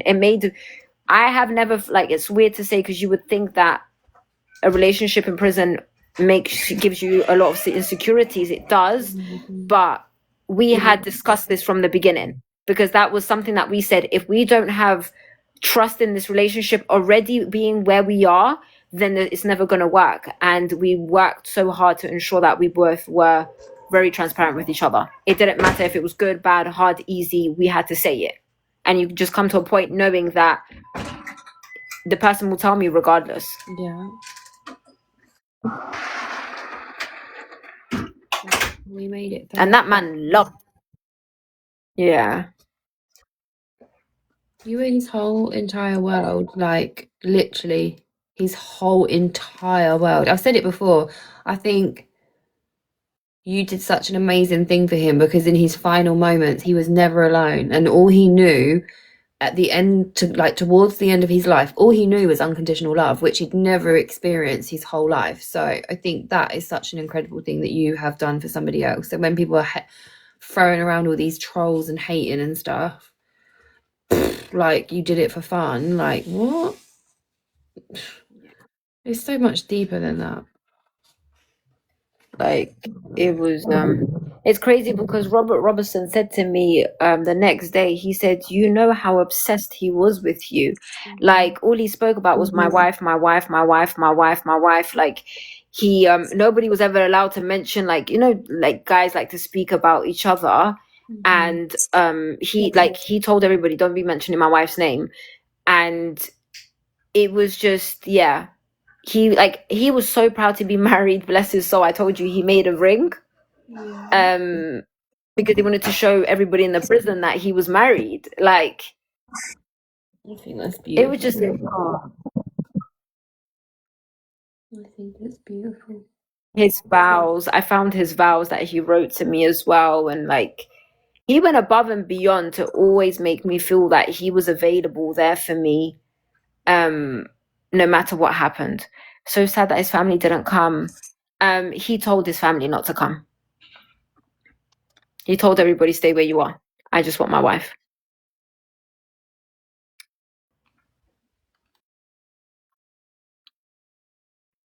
I can't.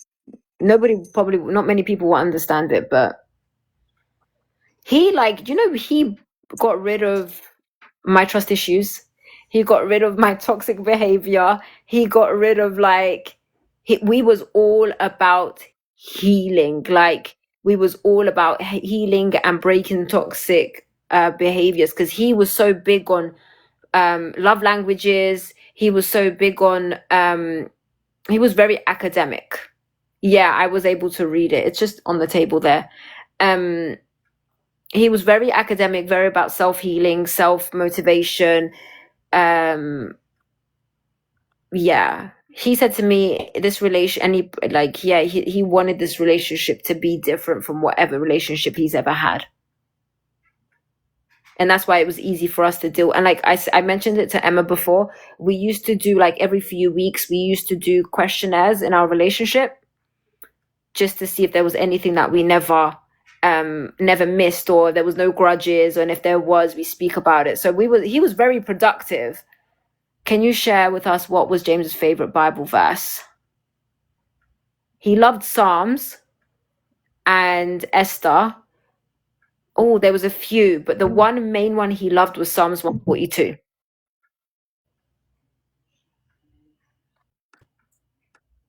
And then Ruth, where you shall go, I shall go. Where you shall die, I shall die.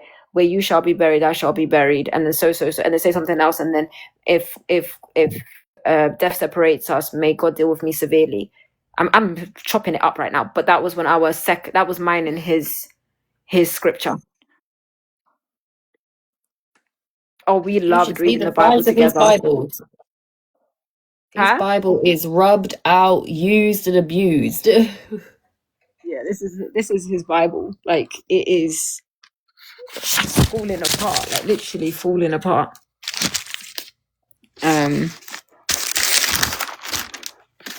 Yeah, look, it's got like underlining on it. You can see, but barely. Yeah, that was his thing. And then the Book of Esther was his favorite thing. Was he scared? He was super scared. There was one point he kept clenching his jaw, and then I could see his temple tensing, because that's how, like, do you know what's so crazy? He was he was kind of like trying to shake it off, like, oh, like, let me go kind of thing. But he was terrified and he kept crying. And I think he kept crying and then he kind of didn't want to show people that he was being weak. He was just all over the place that moment. Like, I've been the only person he's ever been vulnerable with, that he's cried with, that he's told me his real true feelings. And I kept telling him, it's okay to cry. It's okay to cry. Take it out. But he did not want to show fear at the same time. He's a man. Like, what man likes to show fear? But I just kept telling him, baby, cry. That's okay. Don't worry. You're not weak if you cry. And he just kept having tears. Like, yeah.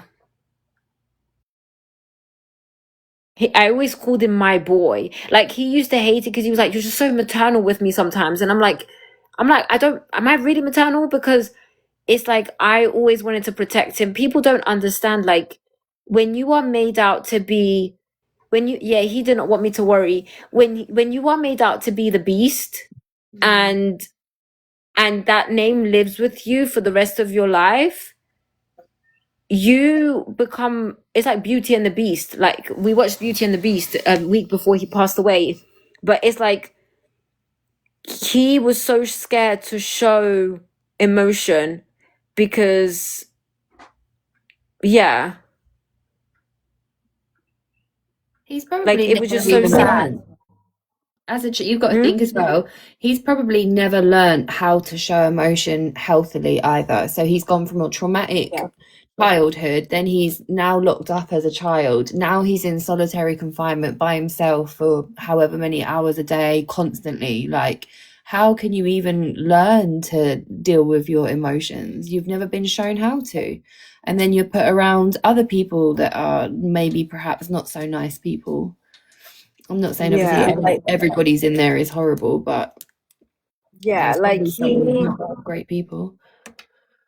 He did struggle so much with vulnerability. And I remember we had that conversation about vulnerability, and he was like, I can never be vulnerable with anybody. And I was like, well, this is the whole point of healing. And we really, really, like, we spoke a lot, and we shared so many tears. Like, the day he asked me to marry him, I remember we prayed, and he just, when I mean, like, he cried like a baby, to the point that I became unconsolable. Like, he just kept saying to me, like, I've never felt like this before, where I feel like I can cry and I can, you know, express my feelings freely without somebody judging me and making me feel like a chump. That was his word, chump. And yeah, like, he was just, he felt so free that he was able to show feelings finally. And and what the saddest thing is, he truly didn't realize how many people really love him until a couple days before his execution, and he cried about that so much. He was like, baby, I didn't realize people love me. I thought you was the only person that loved me, like that could love me. And to see how many people loved him and how much support like was given to him, he was just so overwhelmed by it, because he hadn't, like, remember, he went into prison at 19. He was still a kid. And you're locked up in a cell that you reach out your arms and you can touch from one wall to the other with both arms. And you're being told you're a monster every day of your life for 17 years. And it was just, he could not, like, even with me, he could not understand how I could love him. Like, he would say to me, why would you love someone like me? Like, everybody's saying I'm a monster. Why would you love me? And I'm like, do you not see you? Like, do you not, yeah, you look in yourself in the mirror, that's external, but do you not see your heart? Do you not realize, like, no matter what other people are saying about you, you do have a heart. And I'm going to tell you this, James was a romantic. Like, he was a sucker for love. Like, he was, once that man fell in love, it was like stars and moons and rainbows, and like, honestly, it was just, he felt so free. Like, he would burst glitter. Like, that's how bad it was when he was in love. He was such a sweetheart. Like, yeah. But you did that as well. So when he was saying to you, like, wow, I never knew how many people loved me, he would have not known that without you.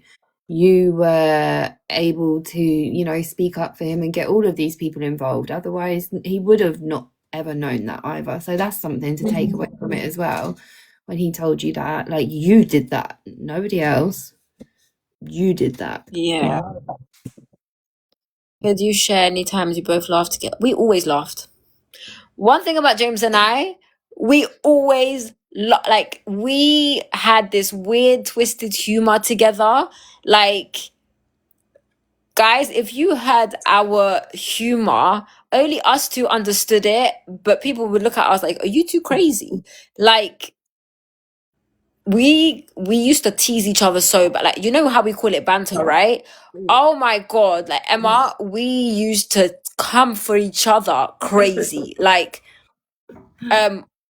what did he call, there was in the middle of, like, especially during our, like, a disagreement, and we would burst out laughing in the middle of a disagreement because, like, what did he call me? He came for my forehead at one point. I said, MF, like, are you crazy? Like, I said, look at the size of your head, you dummy. Like, you just grew up, Boy, you grew you into got a your head, bedtime. you big man. Like, we used to come for each other so much. But then we would just laugh. Like, we would just laugh. Like, we always laugh together. Like, even mid-argument. Like, it was, yeah. Like, he was just my best friend. And then he learned Kosovan swear words and Kosovan, like, stuff. So he would come after me in Albanian. I'll be like, boy, you don't even know how to speak Albanian. Be quiet. Like, yeah, if you heard us, like, it used to be hilarious. It used to be hilarious. Like, people used to tell us, be quiet. And then we had this funny, like, we had these handshakes. We had these, like, it was so funny because, like, people would do stuff and we would just look at each other and we would read each other's mind. It was, like, whoever knows James will tell you, James had the best humor, sense of humor. He would keep you laughing for days. Yeah. But you're still laughing. So he's still got you laughing, because every time you talk about it, you're still smiling and you're still laughing. So he's still got that effect on you. That's not ever going to go away. Yeah. He was just, I don't know. I can't even remember the stuff that he used to be like, I used to be like, babe, that's rude. And he would just be laughing. Like, he could say the most craziest stuff to you, but I knew he never meant harm. But I would say the same thing to him. It was just, yeah. Thank you. What was your drive like? Someone said, my drive to Huntsville. First of all, I made them delay the drive to Huntsville because I wasn't leaving, because they couldn't leave. They couldn't take him away from Polensky until I left, and I couldn't leave. And then apparently it delayed everybody else's visitation that day. And then I left, and then obviously my drive there was raining. It was horrendous. Like, I think I nearly crashed a couple times. But it was just the worst. It was raining. It was thunder. Like, Manda, remember Thursday was disgusting, wasn't it? With the weather, it was the 100% thunderstorm, rain lightning. where I work. It was bad. Yeah. Like, it was like that. It was crazy because it was so hot during the other weeks. And then that day, it was just thunderstorm, rainstorm, lightning, fogginess. Cold. It got down to like and- the 60s. Yeah, like Don't it they got say cold. something though? That it means something when if it's raining when you pass. Doesn't that have some spiritual? Somebody I said don't know it in about the when you live the other pass. day. I just know about like when you get married, like your wedding day. It's good luck. I don't know about passing. Calm and peace. Oh, no, it was Yeah, hot. there it's supposed to represent calm and peace if it's raining when you pass. Especially uncle. Will there be a memorial service? That was a really nice comment. Somebody said you still light up when you talk about him. Hold on to that. Yeah. I know when they say when it rains, it means the person went to heaven. Yeah, see, I've heard all these things when it rains. And when you just said it, I thought, it's even more like prominent that normally in Texas it would be quite warm and I guess dry and hot. And that particular day it wasn't. Not dry. It's humid. Definitely, It's wet and nasty. Or it was freezing cold. That's what that what surprised me. It was freezing cold. But in Kosovo, they say if it rains, it means it's blessing on the day of something happening. So the other inmates get to say the night before they sang together Amazing Grace and they prayed together, and they cried together. Too much for me. Yeah, there was CEOs crying as well. CEOs were crying and they kept saying to me, he was always so nice. We can't believe this is happening to him. It was just horrendous. Like, do you mind me truly asking, was a day. How is Robert right now? Robert Robertson.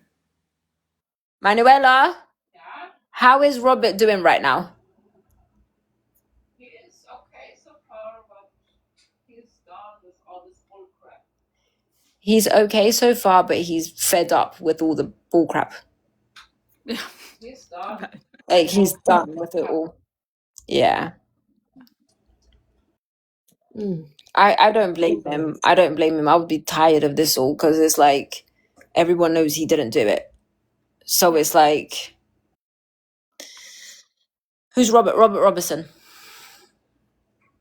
Most nicest, gentle person ever I've spoken. He's always, even him, he's like obsessed with his wife. He is so in love. Like, I love them too. Like, they are like two teenagers in love. I love it.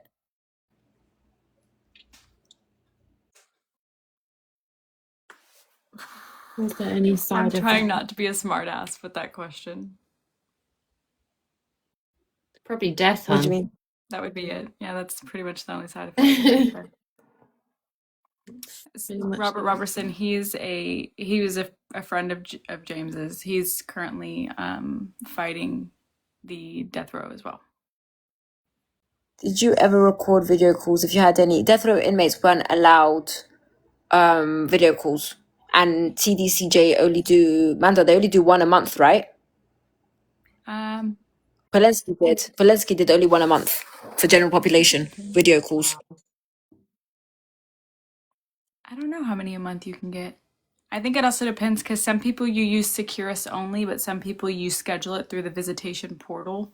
So I think it's kind of whichever way you can get it through. A lot of states didn't even have video visits, did they? And I know when I first got with my husband, video visits weren't a thing. And then because of COVID, that's when they became a thing. So there wasn't anything like video visits before that. It's just Okay, yeah, you fine. can schedule one a month. Schedule one a month. That's insane. Do you have to pay for that as well? Probably. I believe so, yeah. Through And then Securus you have to pay, but if you schedule it through the TDCJ visitation portal, you don't have to pay. I don't think. $10. Jeez. So regarding the side effects like nosebleeds, things like that. So from the I've done, trust me, today I did so much research on this, okay guys? So some people it's not common to get nosebleeds or severe discoloration where your arteries are, anything like that. It's not very common to have that. Now some people do have it. Some people just after death, the pressure change causes your nose to bleed. So that does happen, but not to everybody. Jesus. do you know what? I've had so many other like states, their prison systems are so much more different. Like they are more relaxed than Texas. Way more relaxed. I would say, so I've now had dealings with MDOC, so Michigan Department of Corrections, and then now California. I would say CDCR are way more relaxed than Michigan, for sure. CDCR, I have so many prison wives friends that are all over, and my husband is in California, and it's way more relaxed than like where my brother is here in Texas. It sounds like to me in California, the COs are just like, do you know what? As long as you're not fighting us, do what you kind of want, mate. Like, but Michigan, and it also it's depends on the governor. Oh, sorry. I forgot that you were doing the modding. I'm so sorry. I don't even know your name. It's a flag. If it was foreign languages, I was blocking it. I'm so sorry. I don't know how to undo it. Oklahoma is not relaxed. It's just like Texas. Oh, I've heard about Oklahoma and no, Florida, I believe they do allow it. I don't know. I know in California, because they have that memorandum, whatever it's called, they mixed death row with the general population. So they started allowing them to be touched. Yes, they have not actually they haven't done an execution in California since 2012. Yeah. Oh, I'm sorry to hear. When do you mind me asking when I lost my husband to the state of Oklahoma? When was this recent? Any special traditions? That's interesting. Yeah, we're eating peach cobbler every 30th of the month. It's peach cobbler day. Do you know what's crazy? His birthday is October 30th. No way. He's a Scorpio. He's a fellow Scorp. I love that. I'm a Scorpio too. Remy, who are you talking about?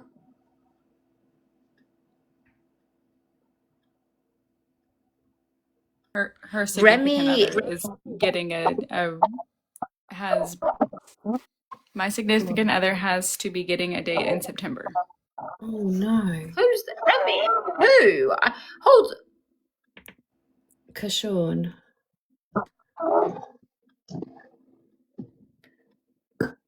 Do you know, this is how you know I'm all up in my own business. I know the lady and I didn't even know she had a significant other in No way. She said we don't know if the judge is going to sign off on it yet. Revelation.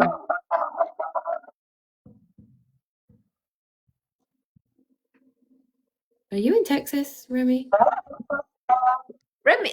Is this Remy? Hold on 2 seconds. I don't know if I should be speaking about this on live, but I'm in shock. Yeah, she's in Texas. Did he get to leave his cell every day? No. He wasn't. You get it like I think 2 or 3 times, 2 times a week, if they have enough staff. Polensky always struggle with staff. So if they have enough staff, they will do showers and then they will do rec. But even if they don't have enough staff, sometimes sometimes they will forget you in the shower and you'll end up in the shower for at least over an hour, 2 hours. And sometimes people have collapsed. Yeah, like James, at one point, James was forgotten in the shower for a couple hours. What the hell? I wonder how they found him. Like, was it during count time and they were like, wait, where's this one? They were like, oh, we took him to the shower, forgot to bring him back. Still in the shower. What was the longest you went out talking with him? Physically, in September, his tablet had broken and we didn't get to speak to each other for 4 weeks. But we were still emailing. I just didn't get to hear his voice. And that's it. That was it. Throughout the 2 years, we spoke every single day for 8 hours, 6 hours a day.